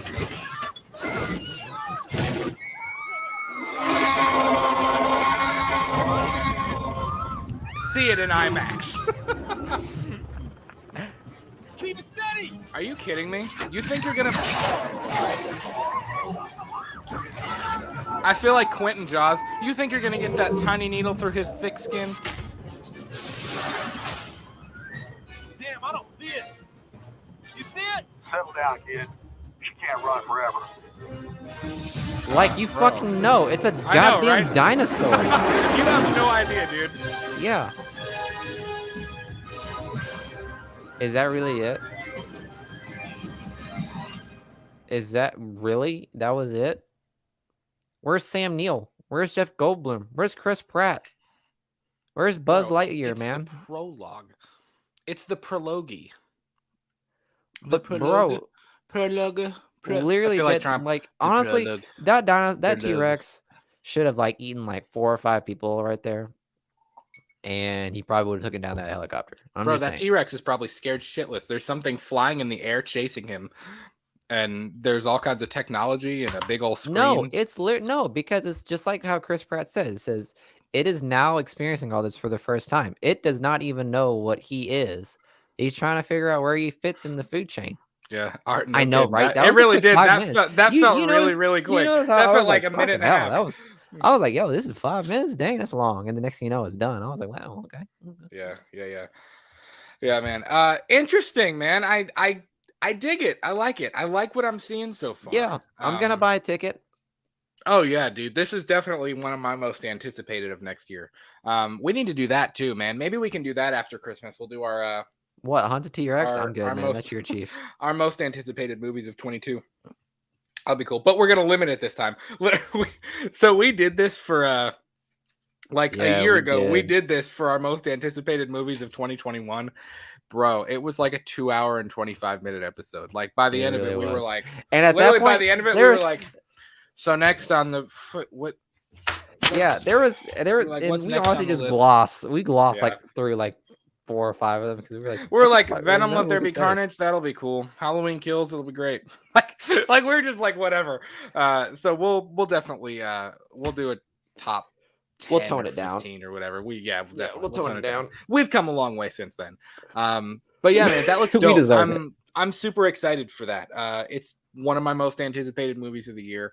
I'll tell you what, they got balls, because if you were a director and the studio came to you and they were like, "Yep, you're gonna end Jurassic Park. You're gonna end the franchise." Wouldn't you be like, "Oh," like that's something you don't want to screw up. You know what I mean? It's like one of the most popular franchises of all time. No, it sounds perfect to me. It's like, hey, I'm the one that gets to end it. Meaning I don't have to try to build more off of what has already happened. I could just close the book.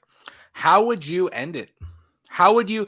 Perfect question for everybody watching the show right now. How would you like to see the Jurassic Park franchise end? A meteorite smacking right dead into the fucking earth. Let the world come full circle. It happens the same damn way. The meteor comes down and it literally, but it would take out everything else too. Perfectly fine.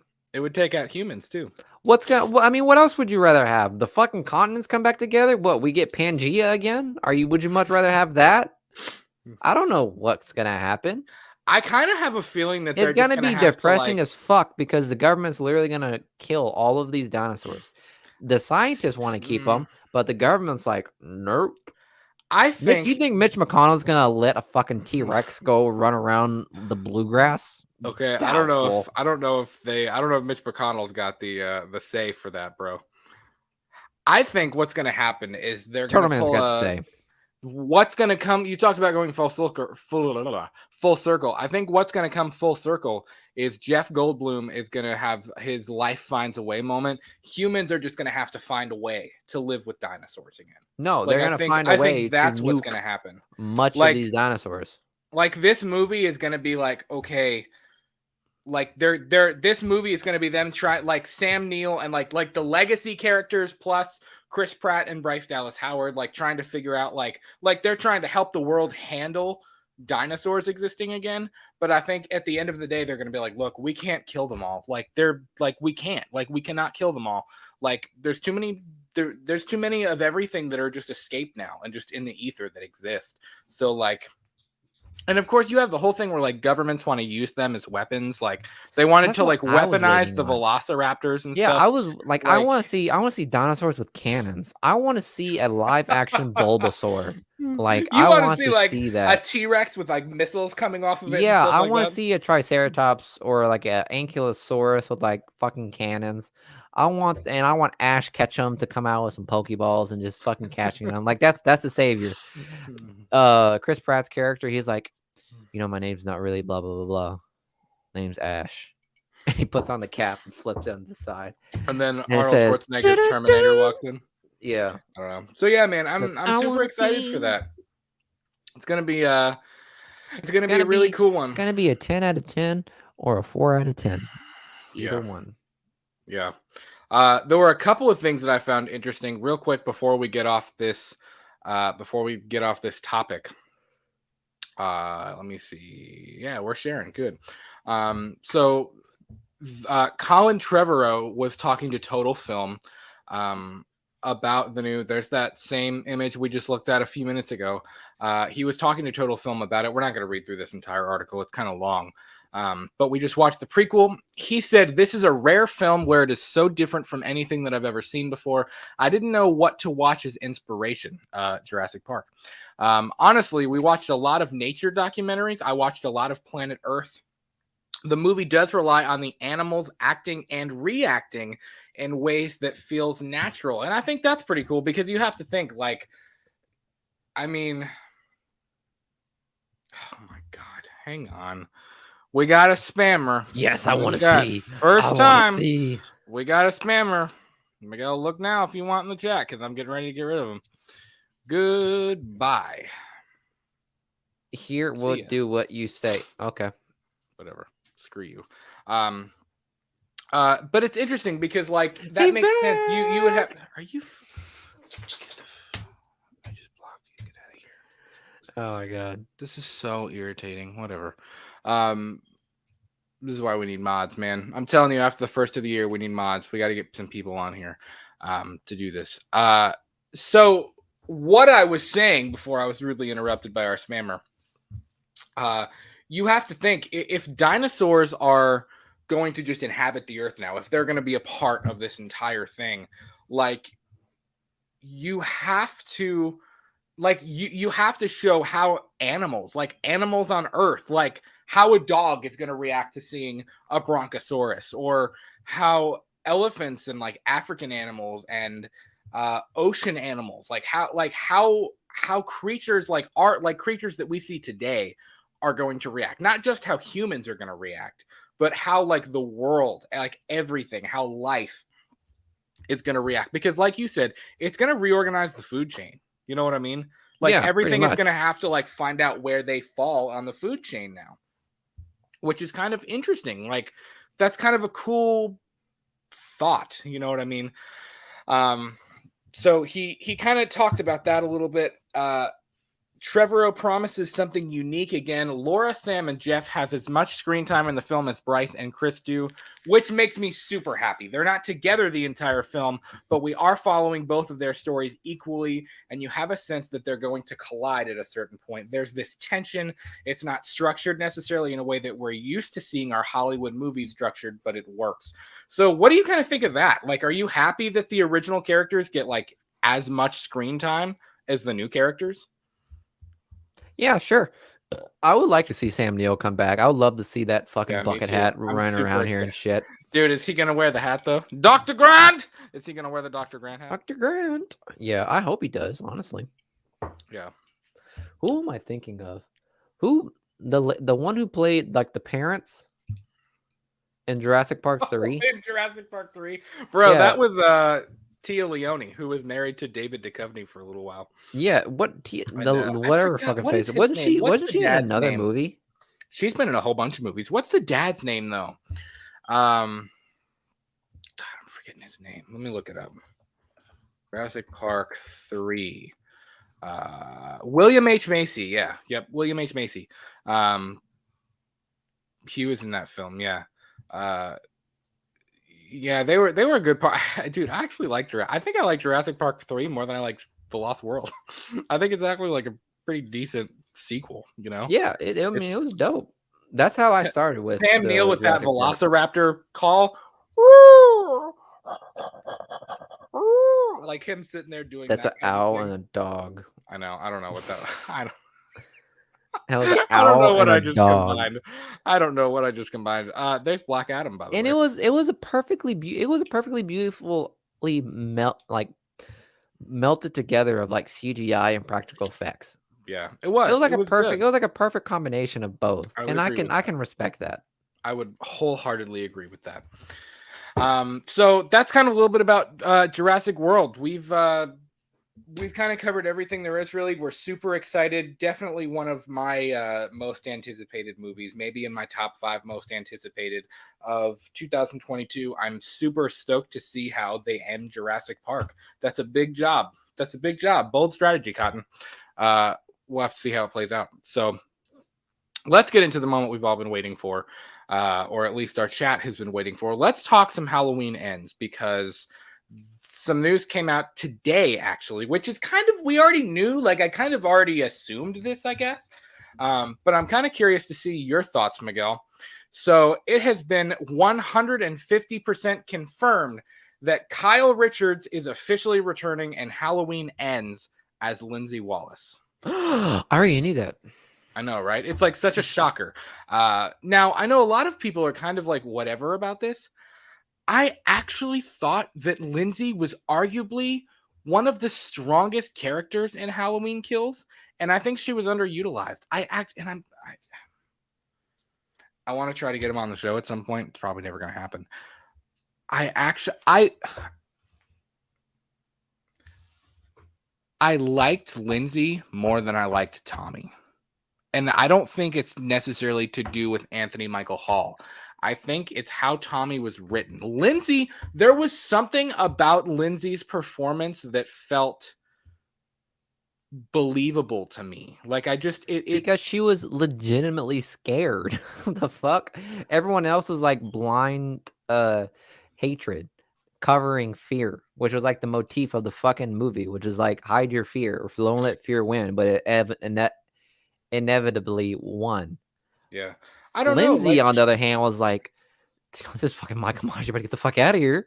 But it was there was just something about her that was really believable to me. Like she was actually scared. She wasn't trying to fight. But it wasn't just her being scared. It was like her as a person. Like even her lines. Like I felt like she didn't try to oversell anything. It wasn't like there was no like evil dies tonight like from her. It was just exactly because she was actually scared. She was actually scared. It seemed genuine. Like even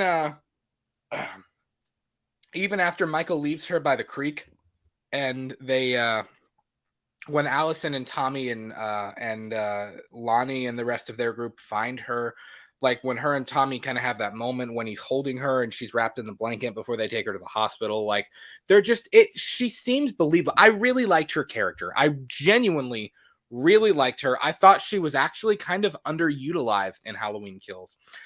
So one of the legacy characters who returns in Halloween Kills is Lindsey Wallace, a character featured in John Carpenter's original classic, still played by Kyle Richards.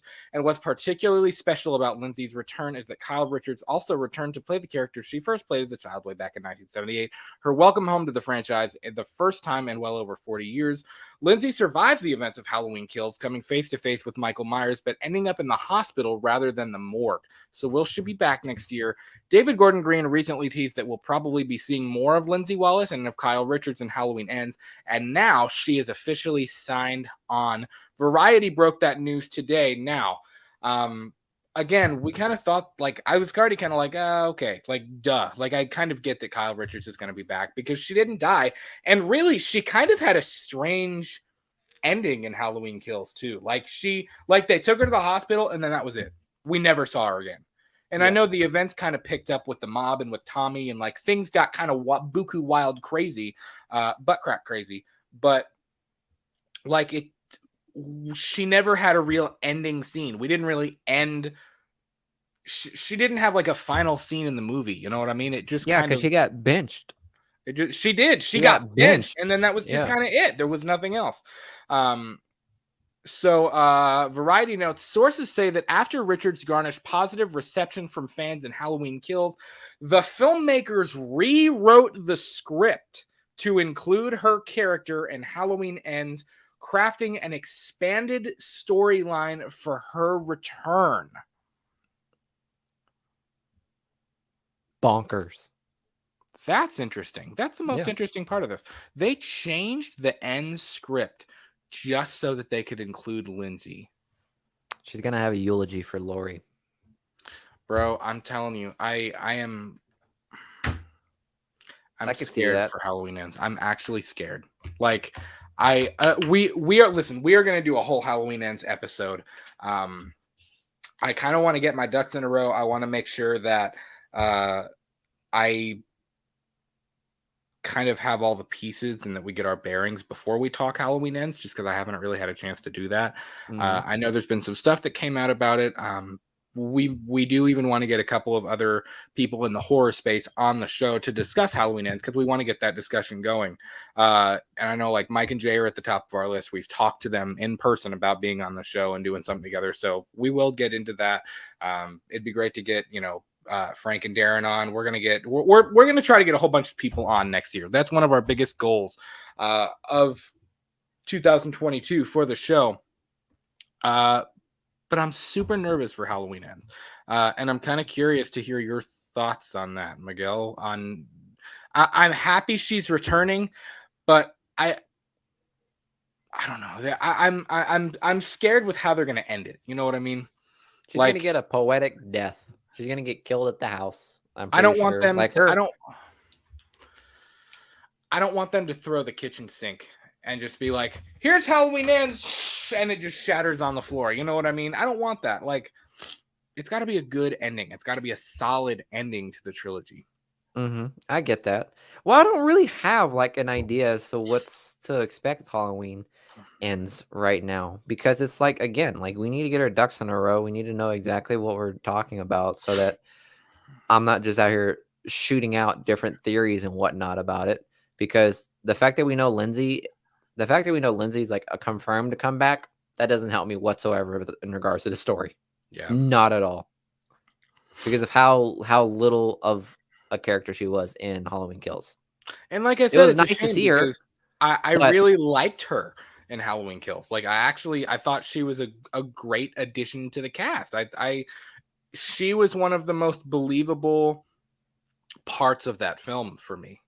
And her portrayal, and I think she was underutilized. And I actually just commented on something in the Slaughtered Lambs Facebook group. I think she was a very underutilized character. Her lines, her performance was great. Her character, her dialogue wasn't as campy as others. You know what I mean? Yeah. And I did feel that some of the other legacy characters' dialogue, I was like, it's like, why did we choose to say that? Or like, you know what I mean? Like, it just felt campy. Her character didn't feel campy to me. It felt real. It felt believable. It felt everybody's down for a good scare. Fuck out of here. I know, man. That was without a doubt the worst line I have ever heard in a Halloween movie. Everyone's down for a good scare. Get the fuck out of here. But he does. I mean, he says it in the original. It was just a strange place. Like if you just finally cornered the man that killed your daughter, I feel like you wouldn't crack a sarcastic like remark in that moment. You know what I mean? Yeah, I would use the Busta Rhyme moment of trick or treat, motherfucker, and just empty the load in him, man. That sounded sus. Pause. Empty the clip on him, man. Like, you know what I mean? Everyone's down for a good scare. I was like, who in that right mind wrote that in there? I don't know, man. But so the last movie, I saw Jamie Lee Curtis on set, but we didn't have stuff together, which is true. Her and Lindsey literally never interacted in the film. Yeah. So I'm really hoping that there is more stuff together. I can't talk about any storylines, but all I can say is that we start filming in January, which we already know, and I'm so excited to return with Jamie Lee Curtis and David Gordon Green. Comes out October 14th of next year, yada, yada, yada. We know all that stuff. So again, guys, if you're excited for Halloween Ends, please, we're going to cover this more. We're going to do an entire episode, I promise, really soon about Halloween Ends, about what we know so far, about our expectations. We're going to talk nothing but Halloween Ends. But let us know your thoughts right now. Please let us know if you're excited now that we have confirmation that Lindsey Wallace is 1000% returning for the final entry. I'm excited about it. I really liked her character in Kills. I thought she was one of the strongest parts of that film. So let's do this. We are an hour and 43 minutes in. I told you this was going to be a big one, guys, and we still haven't even reached our two main topics. We'll try to wrap it up in the next 40 minutes or so. So let's do this. I'll give you the option, Miguel. You want to talk Texas Chainsaw or you want to review Resident Evil? Let's do Texas Chainsaw, because obviously we gotta watch the video. That's true. That's kind of what I'm thinking. Oh, I forgot to pull that up. This dude. So real quick, while I do that, you get on me for slacking, but this guy can't keep the fucking videos up. Give me 2 seconds here. 2 seconds here. Just give me just. There's one person I haven't heard in a long time. Was the guy that called me out with the Texas Chainsaw Massacre, because we haven't talked about Texas Chainsaw in a long time. We haven't. It's one of our. We did an update, and again, it was not supposed to be anything like crazy. It was nothing. It was literally just an episode there. It was just a clip of an episode that we did almost a year ago, and it's one of the most popular videos on our channel. It blew up, and I was like, why? Like this, I mean, it's cool, like I'm thankful, but it was not an episode that was anything crazy. And this guy, Miguel, forgot Leatherface's name for like 2 seconds, just had a brain fart, and he said the Texas Chainsaw guy or whatever, and this dude destroyed Miguel in the comments. Was like, you don't even know what you're talking about, you shouldn't have a show. Like, holy whoa, like, whoa, man, like chill out, buddy, not a big deal. That's fine. Yeah, I don't Guess who has 300 subscribers now? 305. Yeah. So on Sunday we got some new images from Texas Chainsaw Massacre 2022. Again, there's already been a couple of red flags. There were rumors that the test screenings for this film went terribly. People hated it. They said it sucked.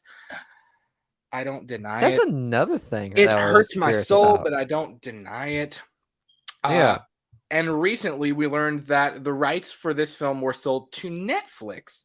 And that this is going to be a Netflix film now. This is not going to get a theatrical release, which I think could be a good thing. But in this case, I have a feeling it's a bad thing. And that is not at all a knock against Netflix. I think Netflix puts out some incredible content. But the difference here is this was supposed to be a theatrical release. And suddenly they were like, ooh, let's give this to Netflix. If it would have just been a Netflix original, like if Netflix would have said, hey, we're going to do a sequel to the Texas Chainsaw Massacre. Cool. Yeah. Like, dope. But the circumstances surrounding this film kind of make it like... It sounds like it's gone through some production hell. Yes. And I agree with Brad in regards to if this was a Netflix original, that'd have been dope. But the fact that this is like a done product and it's just going to Netflix, yeah. I don't think not nicking whoever produced this movie. Right. But I know that if Netflix had the helm to it and they were going to do their original spin on it, it probably would have been treated with much more care, or so to speak, or it probably would have been a much more cohesive movie and wouldn't have suffered this much of production bumps in the road or road bumps. And again, we don't know that there's any bumps in the road. This movie might come out and we'd be like, wow, that was the best Texas Chainsaw since the original. I don't think that's going to happen, but who knows? I personally, I love the 2003 remake. I think the 2003 remake of the Texas Chainsaw Massacre is arguably one of the best remakes of not of a horror film, the best remakes of any film of all time. I think it was fantastic. It's the best horror remake we've ever gotten. For me, it goes Texas Chainsaw, Halloween, Friday the 13th, the Nightmare on Elm Street remake. That's the big horror remakes. That's my order. And of course, that's Rob Zombie's Halloween. I mean, so this weekend we got a few different images. The first one being the man himself, Old Man Leatherface. There he is, standing in the rain. Butch's block behind him. We can't really see anything. We just see his silhouette. Obviously, he's holding the chainsaw. It's a cool picture. I mean, it's dope. You know, I could take this man. I don't. I mean, he is like 60 years old or older. I mean, that's an interesting thought. Is like how old? That's not an interesting thought. It's literally the same as Michael Myers. It's like we can't really fathom like what this guy is like. See, I think he's older than Michael Myers though. In this, so the original Texas Chainsaw Massacre takes place in 1974. Mm-hmm. Halloween took place in 1978. So.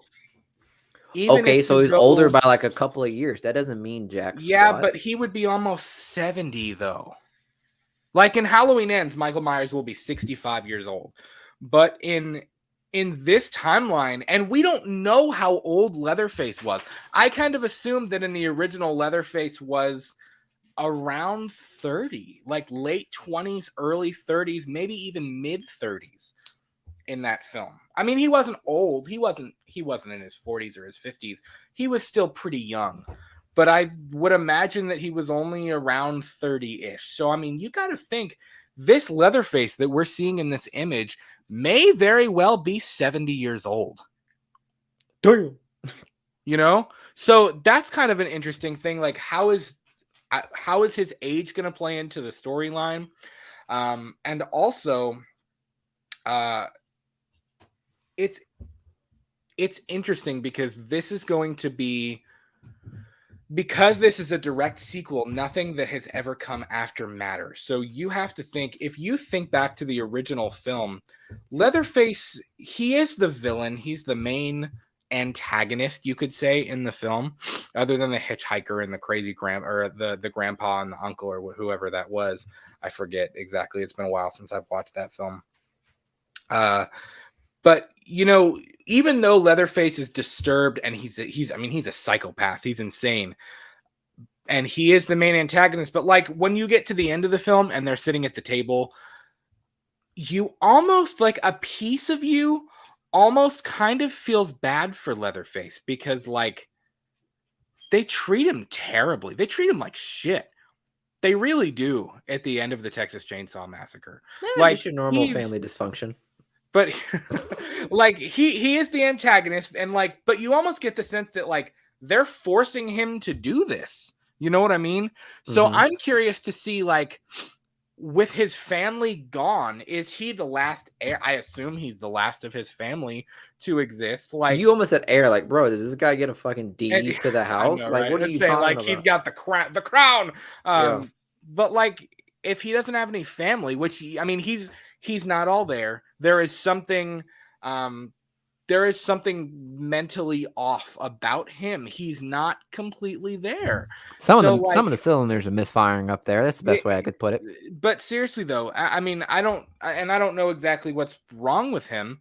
Or not wrong with him. I don't know what his condition is, but no, there's something wrong with him. The dude chases people with a chainsaw. It's something wrong with him. He's a psychopath. That's what's wrong with him. Yeah. And he's in this crazy hick family that is inbred and disgusting. But like, I'm just curious to see where we're going to find his character 5 decades later. You know what I mean?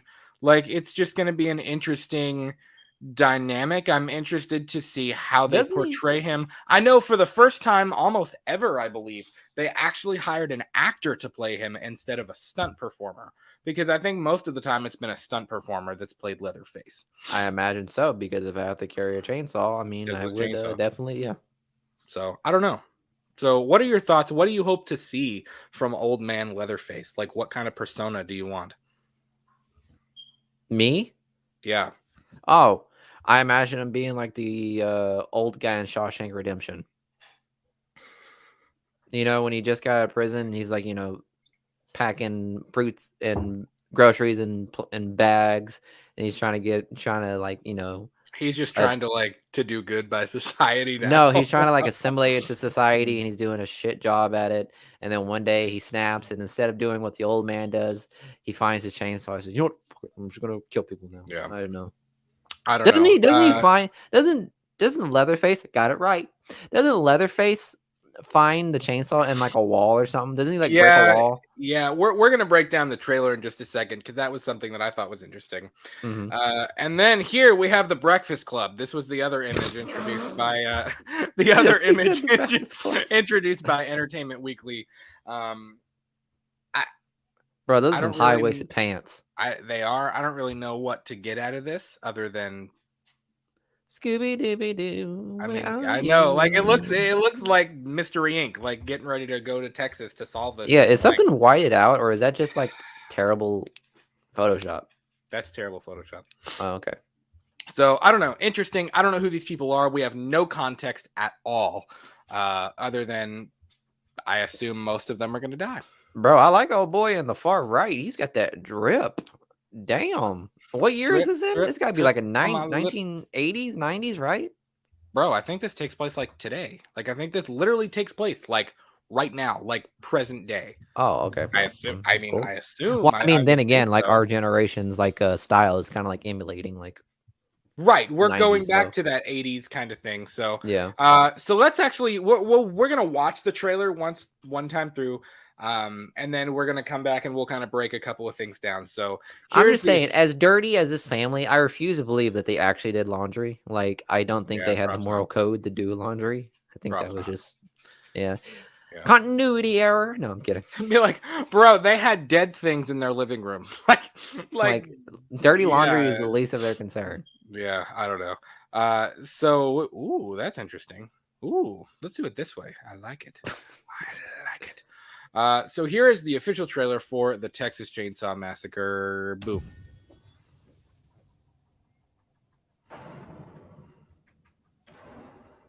We've already seen this, by the way. but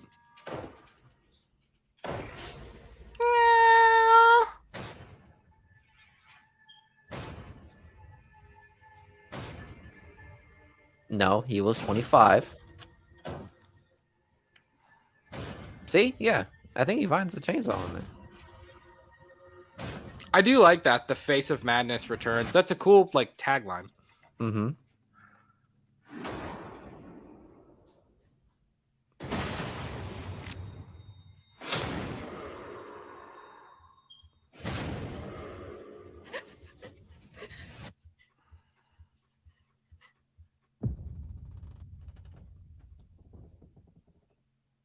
Yeah.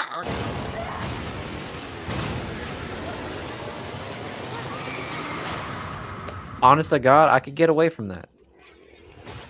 You probably could. Bro, I wonder whose face that was. You probably could get away from that. So let's break this thing down, shall we? Okay. So again, you have that shot. That is the OG house, which is dope. I believe it's the OG. Is it? I don't know. I The think one I it is. remember from, it looked like a trailer house. I'm pretty sure it's the OG house. I'm not 100% positive. I could be wrong. Texas Chainsaw fans are probably going to roast me in the comments if I'm wrong. But I think it's the OG house. So you got the cool shot. I'm going to turn the volume like way down. We don't really even need it. Honestly, maybe it's not. No, it's not. It's not the OG house because... Okay, so that explains the laundry. There was wooded area and stuff around that. Yeah, that's not. There's no way. That's not the OG house. I don't believe it is. Art says it was an interesting teaser. Yeah, dude. That's to say the least. It was. So we have the house looking nasty. I don't know, but that looks like the table though. I don't know. Maybe it is the OG house. Guys, let me know if you think I'm completely wrong. I could be wrong. Because that does look like the table that like Grandpa and that Leather, like the left side of the screen looks like the kitchen thing where Leatherface like lives or comes out of or whatever. I don't know. Could be not. I don't know. Not really anything there. Looks like a bed with a record player, a couple of bunk beds. Nothing wild. The staircase, a door. We don't know who this is. Oh, that's probably Leatherface. Is it scratched out though? Yeah, so you can't see his face because it's made out of leather. Fair. In 1974, the horror legend was born. Yada yada yada yada yada yada yada yada yada. And we know that. This is kind of interesting, by the way. The Face of Menace returns. We already talked about that. I dig the tagline. I do think it's a cool tagline. First of all, that's not a 70-year-old hand. Let's be real. You don't know. He probably did yoga. Could you imagine Leatherface? Tree. Like sitting in his living room, like trying to do yoga. Bro, no. That looks like a 20-year-old man's hand. That does not look like an old man's hand. It does not. Sorry. So first of all, why does he have the chainsaw in the wall? I don't know. Like, why is it in the wall? That's interesting to me. Like, why would he have tried to get rid of or hide the chainsaw unless he's trying to like I said, he's trying to assimilate into society. Unless he's trying to hide it and from becomes like, a bagger for your nearest grocery store. But I don't get the vibe from at least based on the original, because this is a direct sequel. I don't get the vibe that the original Leatherface would have been like worried about the cops. Like, he was only worried about his family. He was only worried about like those people that were there. You know what I mean? Mm-hmm. I don't know. It's an interesting one. I feel like he'd be the first one to go if the cops ever raided that place. Yeah, because he's the one who did it all. You know what I mean? Yeah. He's like the main she-bang. He's the main dude. He's the main villain. Even though every one of their family members should be in prison. So I'm curious to see why it's in the wall. I want to see what happened to the family, and I hope they got their shit rocked because they're terrible. Yeah, me too. I mean, I do too. He's got a terrible family. They're awful to him. That's a dope shot of the chainsaw, by the way. We're sympathizing with a fucking mass serial killer right now. Okay, yeah, but like they're still terrible to him. Like, I mean, he's a terrible human being too, but like they're still awful to him. You know what I mean? Like, it's still a shame because, like, maybe he wouldn't have been like that if they would have, like, actually, like, raised him correctly. You know what I mean? Maybe he wouldn't have been. But also, I mean, if you're a cannibal, I don't know. On next week's Marvel What If. I thought you were going to say Leatherface next week on Dr. Phil, we're interviewing the Hewitt family. Like, you know what I mean? So what do you mean what do you mean when you say you put a mask on your face? It's made of other people's faces? No, I don't know. Are you saying you eat people? he just goes. No, I'm kidding. That's fucked. Have you seen Mike's Leatherface impression? I know. We watched a movie, dude. Freaking hilarious. So, dope shot of the chainsaw. It's all bloody and nasty. Bro, I love how old boy as his only weapon was a fucking frying pan. You see him grab it. Is a frying pan. Now this does look great. reminiscent. What is this? Battlegrounds? Like the fuck out of here. This does look reminiscent of the room that we first see Leatherface pick up the chainsaw in when he sticks the chick in the red shorts up on the roof or on the roof. I hate everything. On the spike thing or the what am I thinking of? The hook? The hook in the kitchen. The hook. This looks like that same room. Homeboy looks like he's about to get his stuff rocked. God, that goes so It's supposed to. It's a scary trailer. I can't even pause it in the correct spot. Come on. Hey, she's in a garage, obviously. This chick, looks like she's about to get her stuff rocked. Gonna have a terrible time. Maybe trying to escape. Can we see anything in the car mirror? No, not really. No. I will say this trailer didn't give away anything. Like, I feel like I know nothing about the plot other than Leatherface is back in this trailer. Literally nothing at all. Some cool shots of Leatherface. She's hiding like under the floorboards, and he's kind of walking around with her. She's trying to be quiet or whatever. The chainsaw comes through. That's a cool shot as well. Cool shot of Leatherface. Again, it doesn't look like an old man. Is it just me, or does it not look like an old man's hands? I mean, I don't know. Like I haven't, intentionally looked at many old people's hands. You don't study old people's hands. Yeah, I don't study old people's hands. Man, I don't know. Maybe, I don't know. Maybe he uses aloe vera, and maybe his hands are just much more healthy. Leatherface uses that Pert Plus. Yeah, exactly. And he uses coconut amino lotion. Or coconut amino, Aveeno. He uses that Aveeno lotion. So cool shots of Leatherface, man, all the way around. Definitely, I feel like that is escapable. I'm not gonna lie. It is. I feel like you could 15 out of 10 escape that if you really wanted to. Like, just kick open. Like, he's already up there. Kick open that screen and just run, man. Like, go for it. Get out of there. Also, how did she get under the floor in the first place? I don't know. There's probably like a cellar that you can. Yeah, there's ways to get in. I mean, true. I don't know. But he's chasing her with the chainsaw. We get that logo, the Texas Chainsaw Massacre. That's really it. That's the coolest shot. This is the shot where Leatherface looks the oldest. He's got the long gray hair, and he's holding up a face, obviously, to put it on. That's a cool shot. And like you said, it kind of begs the question, whose face is that? Which I guess it doesn't matter because we don't really know any of the characters. So it's like, I mean, right now it doesn't matter. But do you think this is going to be a case where it's like the characters are so lifeless you don't even care who dies? Yeah. Like, it's such a lackluster plot and the characters are so lackluster that you're just like, you know what? Kill them all. Yeah, honestly. Like you're kind of rooting for Leatherface. At this point, yeah, if you think about it, because like there is no like sense of like connection to the original film right now. It's just a teaser, so we don't really know what's going on. And I think that's going to be one of the gripes, is that they're going to try to connect it, but it doesn't hit. I can see that happening. Yeah, for sure. I would definitely agree with that. February 18th, man. Story by Fede Alvarez and Rodo Sanguez. directed by David Blue Garcia, February 18th on Netflix. We are 1,000% going to do a huge review for the Texas Chainsaw Massacre when it drops. Just because it's, I mean, again, one of my anticipated ones. I'm super excited to see what they do with this thing. And there's actually a new plot synopsis as well. On Bloody Disgusting, Texas Chainsaw Massacre official synopsis details the 50 years later plot and teases Sally Hardisty's return. Now, this is something we haven't even touched on yet. It's interesting because Sally, the original final girl in the Texas Chainsaw Massacre, is returning for this film.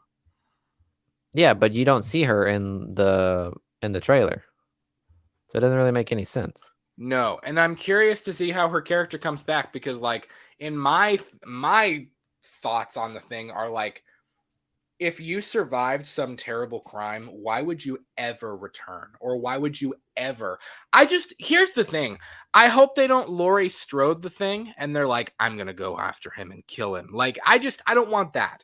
Yep. Like, I don't want that at all. Like, that does not need to be done again. They do not need to turn Sally into Laurie Strode. Laurie Strode had a ton more character development than Sally did in the original. So Netflix made the surprise announcement that the Fede Alvarez-produced Texas Chainsaw Massacre, a sequel to Tobe Hooper's original classic, will be slicing its way onto the streaming service on February 18th, 2022. And we were even more surprised when the official teaser trailer dropped over the weekend. If you miss it, in the wake of that very first teaser trailer, the official logline and synopsis for the new movie has arrived today, confirming that next year's Texas Chainsaw Massacre indeed takes place in the present day. Leatherface has been in hiding for nearly 50 years, making the movie a decades later sequel only to Tobe Hooper's original Texas Chainsaw Massacre. The synopsis also officially acknowledges the return of original heroine Sally Hardesty with actress Olwen Fowray, I believe is how you say that, taking over the role from the late Marilyn Burns. Here's the new logline and full synopsis. After nearly 50 years of hiding, Leatherface returns to terrorize a group of idealistic young friends who accidentally disrupt his carefully shielded world in a remote Texas town. So people know that he's over there. His carefully shielded world. How do you take that? Like, that's so broad to me. Like, I don't know if like people are covering up for him because they know he's just different and he didn't like mean it, or if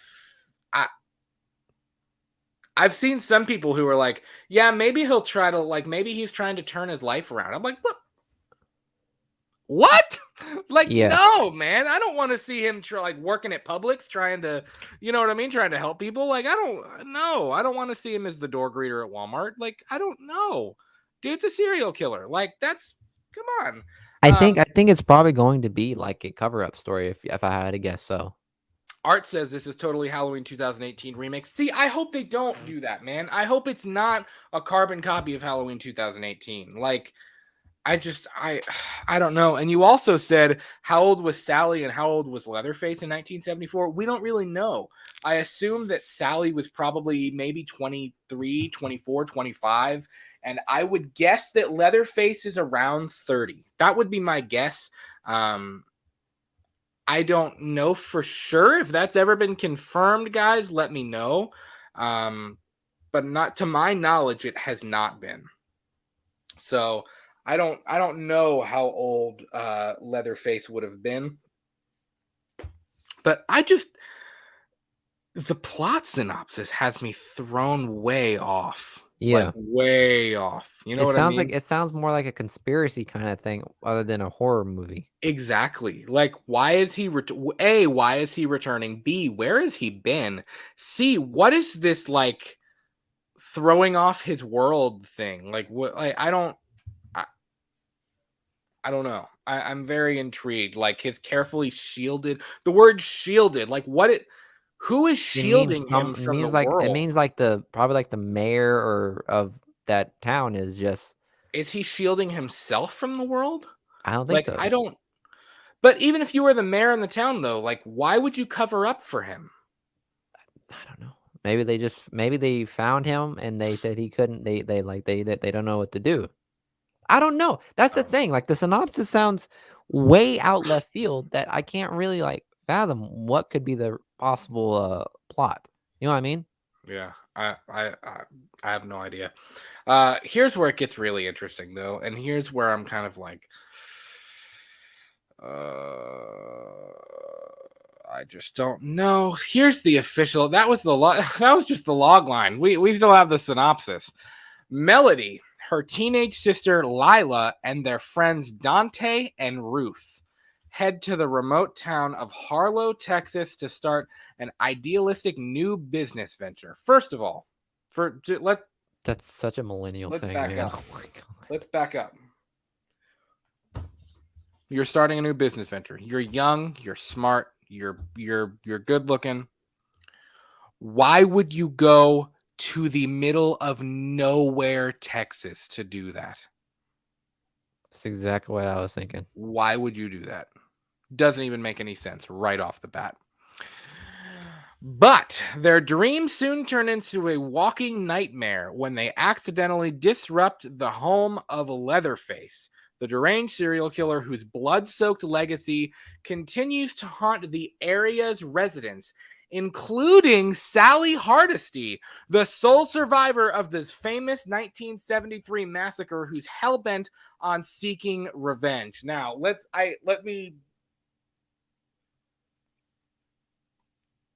talk about this for a minute. Okay. Scenario. You survived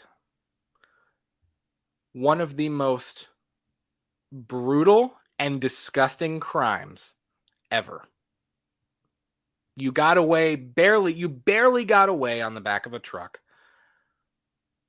Why would you move to that area? If that happened to me, I'd be like, yo, I'm moving to Paris, France. Like, I'd be like, I'm leaving the continent. Like, Yeah. I don't even want to be remotely in the same area as this dude. Yeah. Why would Sally be living in the same area as Leatherface? Like, that makes no sense to me. Would you agree? It would make perfect sense. That's why I would definitely keep my ass 10 fucking galaxies away from that place. I just don't get it. I do not get it at all. It makes zero sense to me. I just don't. I don't know, man. And Art has it completely right. She's totally Laurie Strode remix. I feel like whoever when they were like, "Hey, we're gonna do a sequel to the Texas Chainsaw Massacre," I really think they looked at the success of what's going on with Halloween right now, and they were like,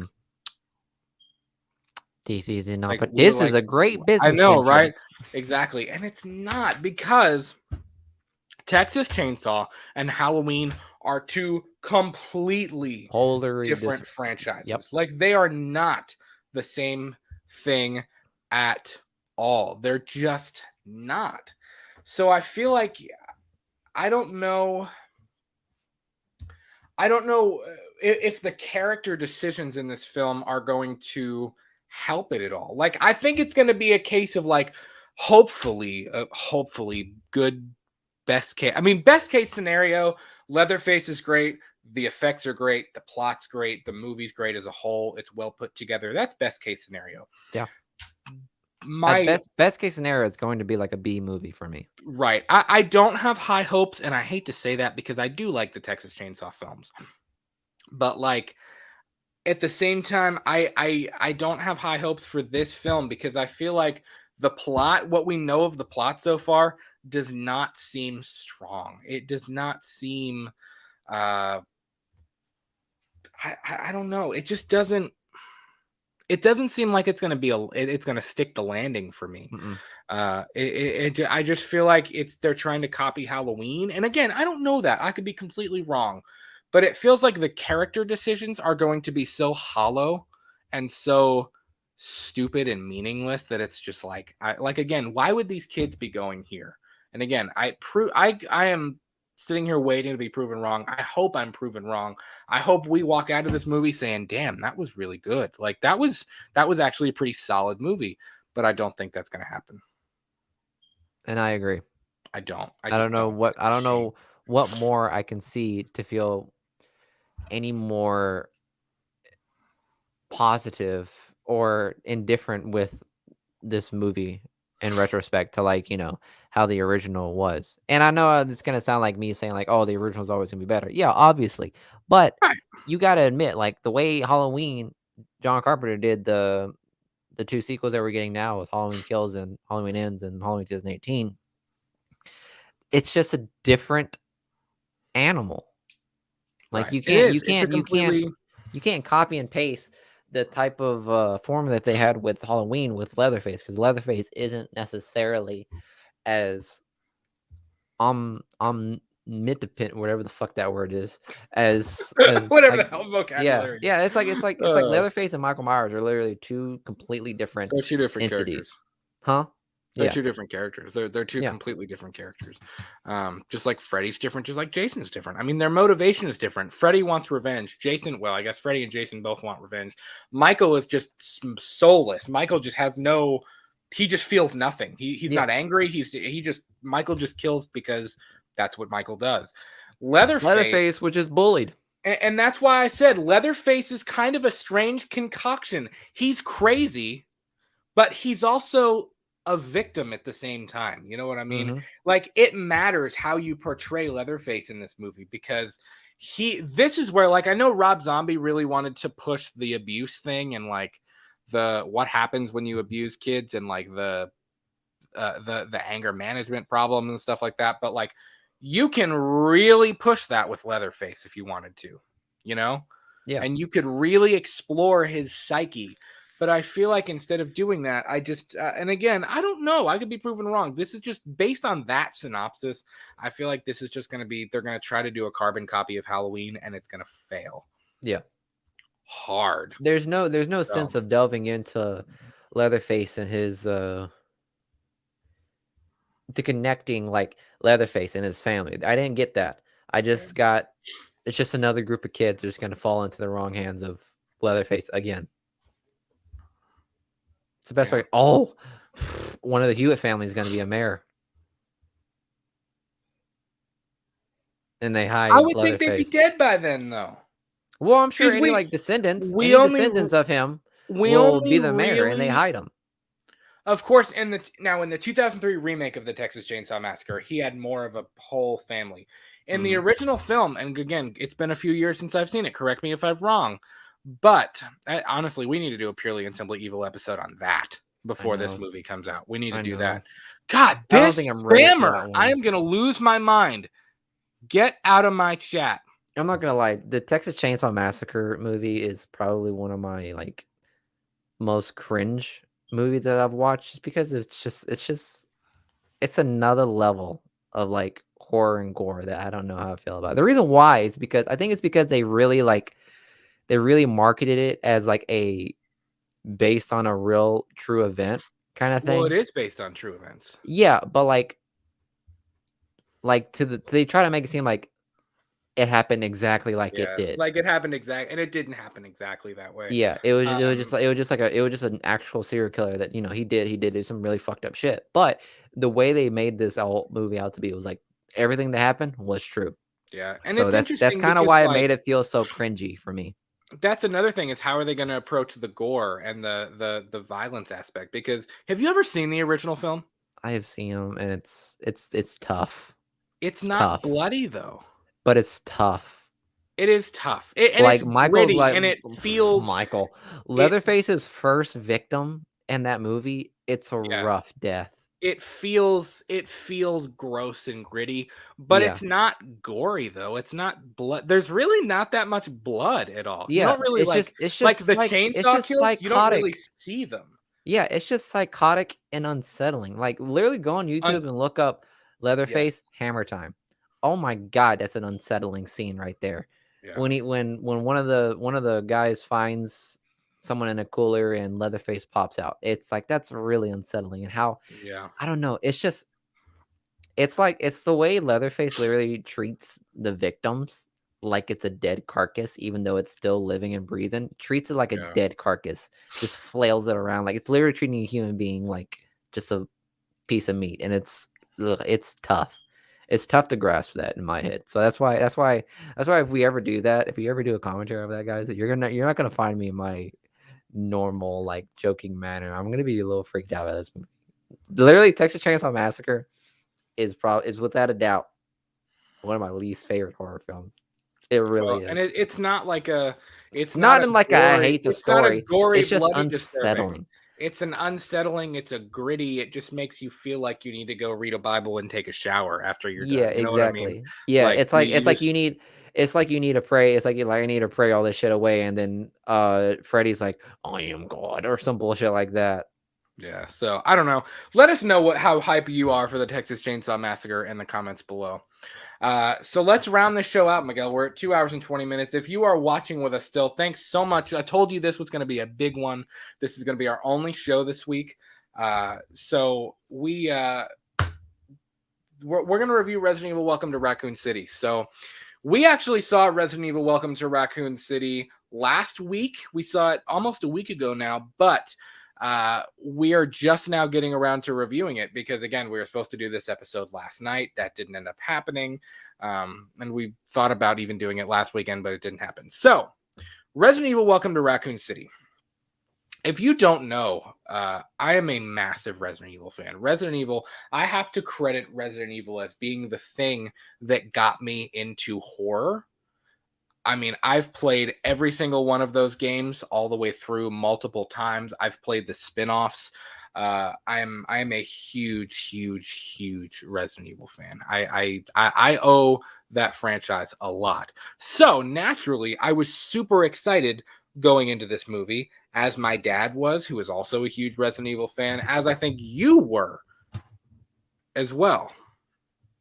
I'm a fan. Yeah, I know the story pretty much to the best of my abilities. Yeah, I can recap the entire Resident Evil storyline with some minor errors here and there, because it's not like it's basically a story based on so many different gaming platforms. Yes, you know what I mean. Yes, like it's fucking, and some of the games are not even canon, so it's like, fuck, how do you keep track of it? It's crazy. Yeah. Now, here's the thing. And we're not talking spoilers yet. I'll put the spoiler warning up when we start talking about them. So overall, my biggest compliment to Resident Evil Welcome to Raccoon City is that it felt like the games. It really, truthfully, they captured the mood of Resident Evil 1, especially with the mansion. The mansion was done beautifully. It was I really the atmosphere that they built with the mansion and when they were in the Arclay Mountains was 10 out of 10, completely ripped straight from the games. Loved it. My biggest negative with Welcome to Raccoon City is that so much of the story was sacrificed in this movie. We were right. I am one of those people. We were right. That go back to our first review of the fucking title and poster. We were right. Yep. We did a whole episode on this, an entire show. I think it was in one of the 30s, I believe. 35, 36 maybe. I'm not sure, but we did an entire episode on what we wanted to see out of Resident Evil Welcome to Raccoon City. And I said from the beginning, when we learned that it was going to be kind of this hybrid of Resident Evil 1 and 2, I was like, man, I hope they don't just rush through all of this stuff.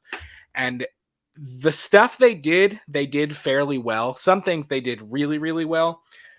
But they Space Mountain this story, like shot from the gate. You want to talk, they controlled alt delete half of this storyline, man.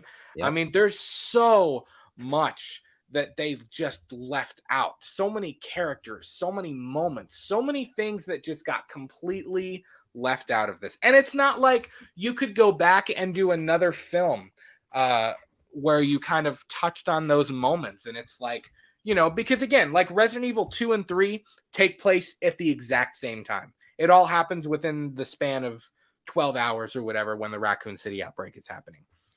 But Resident Evil 1 and Resident Evil 2 happen a couple weeks apart from each other. The mansion incident happens before the Raccoon City outbreak. They don't happen at the same time. And I don't necessarily have a problem with the way they tied them together. That's not my issue. My issue is that I feel like they sacrificed so much storyline and so much lore from the games just for the sake of throwing them together. Yeah. So what were your kind of overall takeaways from Welcome to Raccoon City, Miguel? I've said this to a couple of people because I've told people that we saw this movie and they said that they were excited. They were a little hesitant with the new Resident Evil movie, and they said if it's something they should watch. And pretty much what I said was there are some really great scenes. I know it's a terrible way to start, but there's some really there was some great stuff. But my main thing I could say from this movie is it would have been a great zombie movie in general, but the fact that they slapped the Resident Evil tagline on it, it wasn't the best. That's my main gripe. It would have been a great just zombie movie, like original zombie movie, loosely based on the games. But the fact that they said, "Hey, this is Resident Evil," yeah, you lost it for me. And I agree with Brad. There's a lot of moments in there that literally were taken straight from the game, which was pretty dope. Like the settings, like production wise, they did a good job. Yeah, depicting every single setting and that we normally are accustomed to in the games when we replay them. Just my only gripe is the way they presented these characters and the way the storyline progressed throughout the movie. It was almost as if, again, it's pretty much what I said. It's the fact that they were unaware if they were going to get a sequel. They were unaware if they're going to get a greenlit sequel. So they said, okay, we got to throw everything, because if we don't get one, we at least want to be able to tell the story we want to tell. Right. And it's a double-edged sword, because I understand that. You know what I mean? Mm-hmm. I don't begrudge them that. I understand you have to please audiences. You can't make everybody happy. And I'm one of the I fully recognize that I'm being one of those stubborn fans where, I mean, if we're being completely honest, I was never going to be completely satisfied with this movie. I wasn't. And I admit that because I'm such a diehard Resident Evil fan. I mean, literally, this room around me, this show, I owe a lot to Resident Evil. I really do. But if this is not a bad... Resident Evil Welcome to Raccoon City is not a bad movie at all, by any means. It's actually a pretty decent movie in a bubble, in and of itself. But when you have the background knowledge of the games and the lore and everything that goes with that franchise, I told Julia, because when I called her on the way home, she didn't see this with me. We saw this with my parents, actually, because, again, my dad's a big Resident Evil fan. And, she was like, how was the movie or whatever? And I said, I totally get how Harry Potter fans feel now. Because, Harry Potter fans always bitch about, about how... Well, no, but I'm serious. They always complain about how much... They always complain about how much was left out of the movies. Yeah, and I get it now, because so much was left out of this movie. Mm-hmm. So much was left out of it. I mean, that's what that's what I mean. And again, there were certain things, the zombies, which I'm super critical of. I'm a big zombie guy. The zombies were a complete 10 out of 10 for me. Nailed it. The zombies were fantastic in this movie. I loved, I don't think this is really that much of a spoiler. The zombies really, they really focused on the itchy tasty aspect of this thing, where a lot of the focus was on more of them as they're getting sick and going insane to become a zombie. And it was less about the actual zombies themselves. And I appreciated that. I really enjoyed that. The liquor, which I don't want this to be too spoilery. This isn't a spoiler because you saw it in the trailer. The liquor was a 10 out of 10. The liquor looked fantastic in this movie. Again, I don't think this is a spoiler because we've seen it. Birkin, when Birkin becomes the tyrant.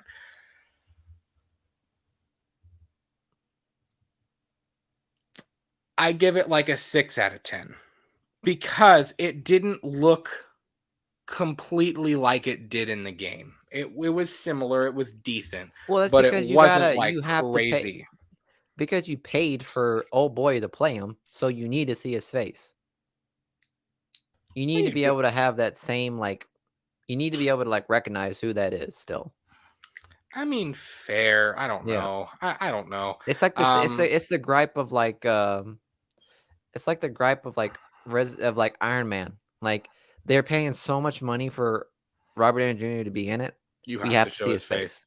Yeah, that's fair. I don't know, and that could have been in his contract. I don't know why they did that. I felt like they could have went more crazy with the actual tyrant, where like the eye is on his shoulder and he's got kind of the big claw thing going on. But it just didn't. The tyrant thing was kind of call him out, Art. Oh, it was kind of okay.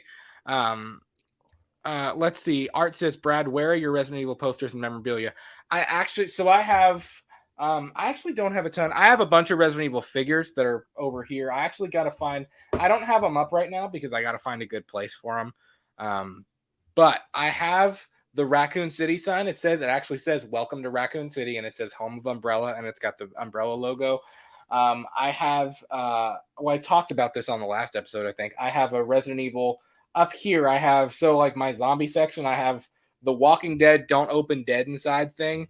I have the Night of the Living Dead poster, the Dawn of the Dead poster, and then a Resident Evil poster where it's the dogs chasing the STARS members into the mansion.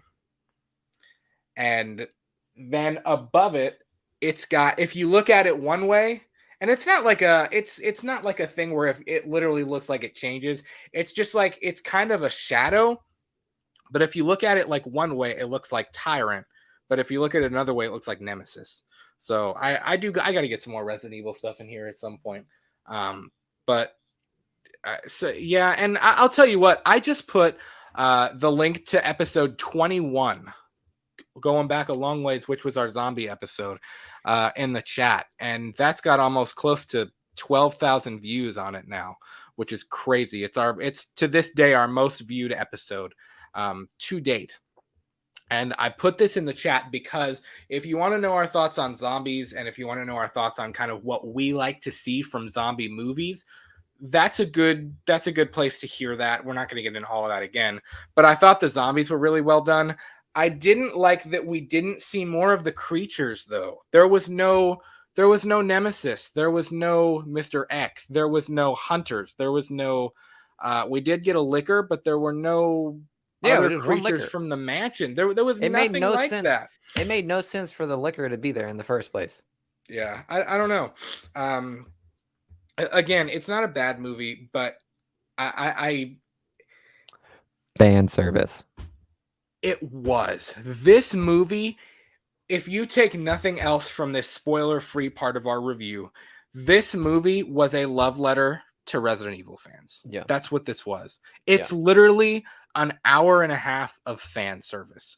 And again, and I don't say that in a negative light. I actually say that in a pretty, that's cool. Like, I appreciate that. Again, I really appreciate the mood and the atmosphere and the vibe that this movie gives off. I really appreciate it that it feels like a video game. But I think the areas where this movie really lacks is in the amount of lore that they left out. I think the casting choices were great, with the exception maybe of a few. And ultimately, the only problem is the fact that the characters don't get... I think the casting choices were fine, but the characters don't get the attention they deserve because the plot is just like boom, boom, boom, boom, boom, boom, boom, boom, boom, boom, boom, boom, boom, and the end of the movie. And then it's just like, whoa, like a lot just happened in that hour and a half, man. So that's kind of going to wrap up the spoiler-free section of this thing. If you have not seen Resident Evil Welcome to Raccoon City, go ahead and get out now. I just threw the spoiler alert thing up in the corner. I see it. And the big version here as well. If you have not seen it, see ya. Which I think everybody probably has now, so we're probably okay. So let's kind of talk about the casting choices for a minute. What did you think of the cast, Miguel?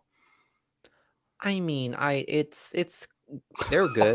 Well, you were like, I mean, they were good. I mean, in regards to casting choice, they all look like the young versions of all the characters that we come to know and love. I will say that I did like Wesker to a certain degree. I liked Wesker.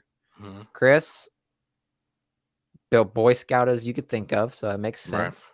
Right. Dude looks like Chris, I did not. Yeah, I did not like Jill. The two people I did not like was Jill and Leon. Leon was the one that really disappointed me more than anything else. And I see that's where I come from. That's where I'm getting right now with the whole Leon thing. Is the fact that if this wasn't a Resident Evil movie, Leon would have been a pretty cool character for a lot of people, if it wasn't a Resident Evil movie. Because I mean, he was hilarious in most of the movies, and the good majority of the movie. But that's not Leon Kennedy. No. Again, yes, I get it. Like, even though Leon was a rookie that never got to actually be a cop, he just literally out of nowhere going to his first day, outbreak. Cool. This one made him seem like he was a cop for a while, and he was just a bumbling idiot. Yeah, I didn't like that. It wasn't the casting choice. I thought the guy who plays him is actually a pretty decent actor. He's been in quite a few other things. And it wasn't the look. I know a lot of people said like that he didn't look good. That part didn't bother me. That wasn't the part that bothered me as much. It bothered me that for the first half of the movie, like you said, Leon is a bumbling idiot. Yeah. He's kind of stupid in a lot of like the beginning half of this movie. Like Billy I was like, Scream. Why? Like, why are we making him so like he? I get the rookie thing, but I don't ever remember. And I mean, it's been a while since I played through Resident Evil 2. When did 6 come out? 6 came out. 6 came out in 2014, 13 maybe. When did Resident Evil 6 come out? Evil 6. Resident Evil 6 2012. So I mean, I probably, because I bought the bundle, because we got rid of our PS1. I bought the bundle and it had literally 1, 2, 3, 4, 5, and 6 all in one package deal. And like I replayed 1, 2, and 3. I've played Resident Evil 4 more times than I've ever played any game. I mean, I've beaten that game I probably close to 12 times. I kid you not. Yeah. But like, I don't remember Leon ever being a just like not able to handle himself kind of thing. Like, he was scared. Like, he was a rookie. He was scared. He didn't know what he was doing, but he wasn't like he couldn't use a gun, or he had no. He didn't know. Sense. He had no like idea what guns were. Like, we literally looked at each other in the movie and we said, "This is the one that saves the president's daughter." I know. Like, the way this movie ended, when they walk out of the tunnel, like the Umbrella Tunnel and Raccoon City's been destroyed, like, I know we had the post-credit scene. I know it's been confirmed that they're trying to build a Resident Evil universe, which I'm going to share my thoughts on in a minute. But like, chronologically, if we really look at this, yes, you can do Code Veronica, which is Jill. You can do a few other things. But if we're looking at this chronologically, the next chapter, this movie basically handled 1, 2, and 3, and really 3 is non-existent because there was no Nemesis, and Nemesis is the entire Nemesis trying to kill the remaining STARS members to like cover up Raccoon City is literally the plot of the third game. Yeah. The next chronological point in this story and in this franchise is Leon working for the Secret Service, trying to save Ashley Graham, who is the president's daughter, in Europe. You this think version Leon of is going to this be Leon, in the CIA after all of this? Exactly. This Leon, I do not expect him to be on the president's Secret Service detail in a year. Yeah. Like, this is like, I don't know where we're going to go unless we have some huge time jump. Unless we do like a decade or so time jump, I just don't, I don't see it. I just don't know. It felt rushed. That was the only thing with the characters, because they rushed the plot. The characters felt rushed. Yeah. You know, even Leon, even the scene when the guy that was helping Jill, who we never even really had a big payoff with, I thought he was going to kind of pay off a little bit. No, he died exactly like how in the game. No, he died exactly in the game. I know, but it just didn't.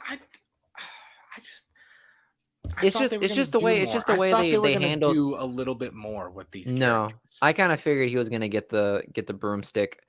As soon as I figured where he was. Yeah, I figured he was gonna get fucking rocked, because seeing how Leon was, I knew he wasn't gonna be able to get the guy out in time. Yeah, I figured. So I knew he was gonna have that fate, 100%. I don't know, man. I just didn't. I like the casting choices. I thought Birkin was great. I thought Wesker was great. Chris was great.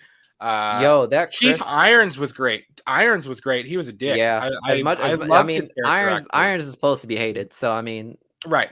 Good job. That's all I got to say. I would say though, my favorite scene in this entire movie was definitely the one with Chris Redfield, whenever he was just taking on the house by himself. Yes, because you saw how like great. The entire team got bum rushed by zombies, and then like it ended up just being Wesker and Jill, and they're talking, and while they're just over here talking after the helicopter crashes, Chris is over just like Chris is over here like fucking duking it out, like throwing hands and shit, and then next thing you know, he goes to the lighter and he's duking out with the lighter. I was like, yo, that's pretty boss. I'm telling you, man, the best part of this movie was at the mansion. The mansion is where this movie thrived, and it was really, I mean, it's. If we would see, that's why I'm saying here. Okay, the Resident Evil universe thing. Also, Chris and Jill were never in an orphanage. Were they ever in an orphanage? I don't remember. Not that I remember. I didn't like that though. I thought it was I remember when like it at all. When Doctor literally said, "Go to bed, Chris and Jill." I was like, "Fuck you." I went, "Fuck you." No or Chris way. And Claire, you mean Chris and Claire? Yeah. Chris and Claire. I did not like that part of the storyline at all. I was like, "Are you kidding me? That's trash at this point." What pisses me off is that they try to make everyone connected somehow. That wasn't what Resident Evil was. It was just a bunch of people, right? That literally met up because there's a zombie. There's no real connection with one another other than like Chris or Claire. That's it. But for him to be like, I don't know. Yeah. Here's what makes the Resident Evil games so good. And this kind of ties into what I'm about to say about them building this Resident Evil universe. I am all for building a Resident Evil universe. I think it could very easily be a cinematic universe, and it could be amazing. It could be incredible. It could be horror's first cinematic universe. Seriously. I mean that like, I'm not being sarcastic. I'm not being like whatever. Like, it could be great. But here's the thing. If you were going to do that, what the games got right is that they took the time to sell the storyline. I mean, even in Resident Evil 5, a lot of Resident Evil 5 was about what happened before even the first game, about Oswald E. Spencer and them creating Umbrella and how they created the progenitor virus, which is how they created the T virus in the first place. Like, there's such a long history there, and they've built it up, and all of these characters have their own stories that weave together. And really, Resident Evil 6 was the first time that Leon and Chris and Jill and all of these characters came together in one thing. And that was a dope scene. It was dope. People that was hate the first time Resident Evil 6, but it was dope. And it was dope. And the fact that we got like Wesker's son, I know some people hated that. I love that idea. I didn't mind it, actually. I thought it was pretty cool. And the fact that it was Birkin's and Wesker's son, and they were tagged together, that's pretty dope. Well, and here's the thing though, the story of Resident Evil 6 is great. Yeah. The gameplay is not as it's like you're playing Call of Duty, which I didn't like, but the story's good. Yeah. It's great. I loved it. And my only gripe right now is that like I don't feel like this story is going to become huge. You know what I mean? In this movie. Like this movie doesn't seem like it's going to be any bigger than what it was now. Yeah, I agree with that. And again, you have to be, I get it. You have to be afraid of, well, if we take our time, are we going to get greenlit for another film? Like, how far can we take this if we do it in smaller chunks? But here's the thing. Look at Dune. Dune literally did like a quarter of the book and they got greenlit on opening day. Yeah. Like Resident Evil has the fandom and the popularity to reserve themselves in the storytelling so that they can make a much more collective linear path to like telling the story. Like Dune, not many people knew about Dune. People know about Resident Evil. Either you've played the game or you've heard the name or you've watched some of the animated movies. Like know Resident Evil. So with that being said, you have that notoriety. If you're slapping the Resident Evil name, you have the power to be a little bit reserved. And fans are going to be understanding of, yeah, I totally get it. This is only going to encompass a small part of the game right now. And it's going to build on more and more. The Resident Evil name had more notoriety than Dune to be able to do that. And yet Dune was able to have a greenlit on opening day as compared to this Welcome to Raccoon City, where it's like, I don't even know if that was even greenlit. I don't even think it is. I don't think they are. What do you mean? Like, I don't think we're getting a sequel. Are we? I don't know. It didn't do that great in the box office. So, I mean, that's what I mean. Like, I don't know. I mean, of course, their plan is to, because they wouldn't have had that Ada post-credit scene if they wouldn't have. But we don't know for sure that they've greenlit a sequel. There's plenty of movies or movie adaptations where they like scene, but and then nothing comes out. Yeah, like look at the Vampire Assistant. I thought it was dope. I never read the book, but then until I realized I read the book, I was like, holy fuck, they just went through 6 of the franchise, 6 books in the franchise, and I was like, wow, holy shit. Obviously it didn't get greenlit for another one, so look at what we do there. So okay, here's my take on what you do with Resident Evil. If you're trying to build a cinematic universe out of Resident Evil, here's what you do. And this, honestly, this could probably take its own episode, Miguel, to be completely honest. We could do a whole episode on this. First film, you do the mansion. You do Resident Evil 1. STARS members, they get called to the mansion. They know something is wrong. Something happens to Bravo team. Alpha team goes to investigate.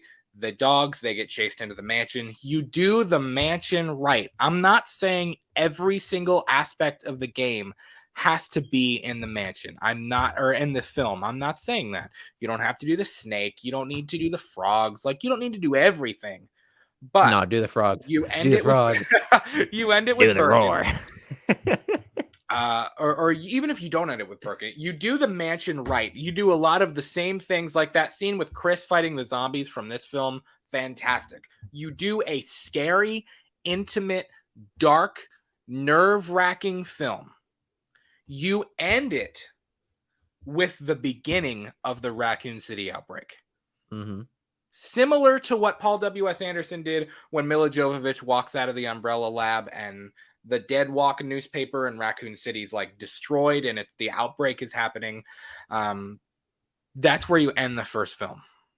You could do one of two things. You can go to Resident Evil 2. And even if you wanted to combining Resident Evil 2 and 3 would work way better than combining Resident Evil 1 and 2. Because 2 and 3 happen, they're 2 separate games, but they happen at the same time. They literally happen simultaneously because the Raccoon City outbreak only takes place in a matter of 12 hours or something. From the time that the outbreak begins to the time that Raccoon City is detonated because they can't control the outbreak anymore. Yeah. So you do Nemesis, you do Mr. X, you do all of that stuff. You do Umbrella trying to contain it. That's its own movie. You could even do a prequel in there. You could throw in a prequel. I know there was a Netflix pitch one time that was a really intimate story for a Resident Evil series where like it's a cop investigating like these crazy like brutal murders going on in the Arklay Mountains, and it's zombies, little do they know, that are killing these people, and it leads you to the mansion. Maybe that's even a prequel to Resident Evil. Then you can take the time. You can do Resident Evil 4 with Leon and Ashley. You can do Resident Evil 5 in Africa. You can do 6. Like maybe 6 is like the end game version of this. Like that's how you do Resident Evil. You take your time to build the story over a span of 4, 5, 6 movies. Mm-hmm. I just think that this, like, I understand what they were trying to do. I really do. But I think you could tell the fear of the producers. You could tell the fears of the directors and the producers of getting a greenlit. And again, I get it. And making movies you can't be scared of your own movie. If you're scared of your own movie, don't make it. Simple as that. I mean, Dave McRae says this all the time. Making movies is hard. Like, I'm not knocking them for doing this. Like, listen, they took a shot at this, and I commend them for taking a shot at this movie. Like, exactly. It's like I'm not going to get mad for Michael Jordan to taking the game-winning 3. Like, if he misses, hey, guess what? He misses, but he's still Michael Jordan. Like, it's a tough shot. I mean, it's ballsy to try to take a shot and to do this. And again, I might be being too harsh because I am biased towards the games, and it's very difficult to it's difficult to pull off a video game adaptation anyways. You know what I mean? Like that's something that we've seen in films other than Resident Evil as well. Video game adaptations are always not really up to par with where fans want them to be. But for me, Resident Evil Welcome to Raccoon City did some things really, really well. It did other things not so well. I think the casting was great. I think all of the performances were pretty well done. I loved the zombies. I loved the liquor. Birkin was okay. I'm talking Tyrant. Like when he becomes Tyrant, it was decent. But again, my biggest gripe, man, was they left out so much story. Just so much was left out of this film that could have made it so much more, and that they could have spread out over the course of multiple films. But for me, I'm going to give this thing my rating, Miguel. For me, Resident Evil Welcome to Raccoon City is only a 6.7.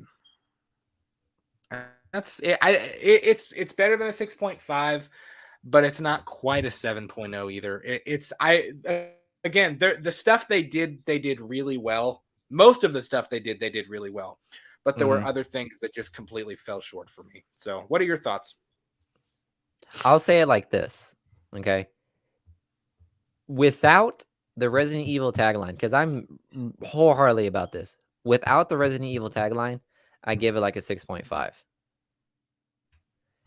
But with the Resident Evil tagline, I give it like a 5.7. Really? Yep. That's the way I'm gonna have to go. Yep. Wow. Because when you literally kill a good majority of the storyline, you basically don't have a Resident Evil game. Without the tagline, I 100%, like, guys, listen, watch the movie again. Don't think of it as a Resident Evil game. It's a decent zombie movie. It's a decent zombie movie with some conspiracy here and there and some monsters everywhere. Yeah. It's a pretty solid movie. Obviously, it's not well written to some degree. It feels campy to almost with the characters, but it's a pretty. It would hold up well in the collections of zombie movies that we all come to love. Yeah. But since they tried to do the Resident Evil tagline, it didn't sell well for me. I'm not gonna lie. Right. I agree. Our it's like your dad. It's like your dad.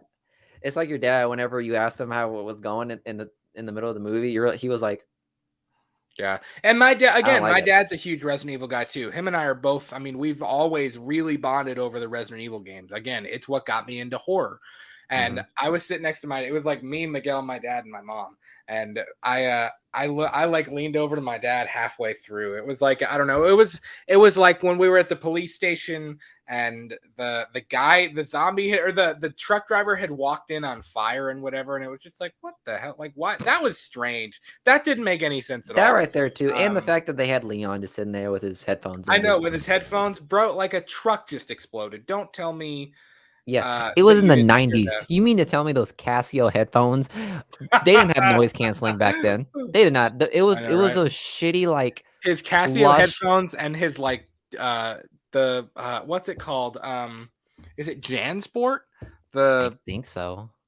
Or Sport? I don't remember what it's called. The CD player. But yeah, man, I don't know. But anyways, I looked at my dad halfway through the movie and I said, "What do you think so far?" And he just went. And I was like, "Oh, that's so terrible because that's halfway through the movie." So he's like, he has to sit through the rest. That's tough. I know. When you make that decision. So overall, welcome to Raccoon City. Phenomenal idea. Some things were amazing. There were a lot of things that I actually really, really enjoyed. I'm not trying to sit here and dog on it. I had fun watching it. It was definitely a fun watch. It's something I do want to watch again. I wholeheartedly want to watch. I want to watch Resident Evil Welcome to Raccoon City a second time. Excuse me. I just, again, the amount of story that they left out, being a huge Resident Evil fan, really disappoints me. So, yeah. Guys, this was one of our longest episodes of all time, but we knew that was coming. Again, this is going to be our only episode this week. We just talked with Resident Evil Welcome to Raccoon City, Halloween Ends, Texas Chainsaw Massacre, Marvel news. We just talked Jurassic World Dominion, a whole bunch of different things. And this is going to be our final show for this week. One of our final shows of the year. Next Saturday, we are doing our big Spider-Man No Way Home review stream. So that episode 54, will be next Saturday. Not sure on a time yet. Be sure to follow us on social media at We Talk the Movies for both Twitter and Instagram. We will make an announcement about that real soon. We are seeing Resident Evil Welcome to Raccoon City. We already did that. We are seeing Spider-Man No Way Home next Friday on opening night. And we'll do a little reaction video similar to what we did with Halloween Ends when we get in the parking lot after that. That's going to be a big stream. You are not going to want to miss it. So new episodes of Let's Talk Movies podcast for now premiere every single Monday and Friday at 8 p.m. Eastern Standard Time. I'm going to have to learn that. Art says next Saturday. That is the 18th. Because Spider-Man comes out on the 17th. Yeah. Yep. So that'll be the 18th. And that'll probably be a night show. That's going to be another long stream, man. As we move into the final days of the year, man, we hope you guys have a phenomenal rest of your week. And we will talk to you guys next week. New intro is coming next week. Be sure to tune in. Follow us on Twitter and Instagram at We Talk the Movies. TikTok at the same handle. Have a phenomenal rest of your week, guys. We'll talk to you soon. Peace. Peace.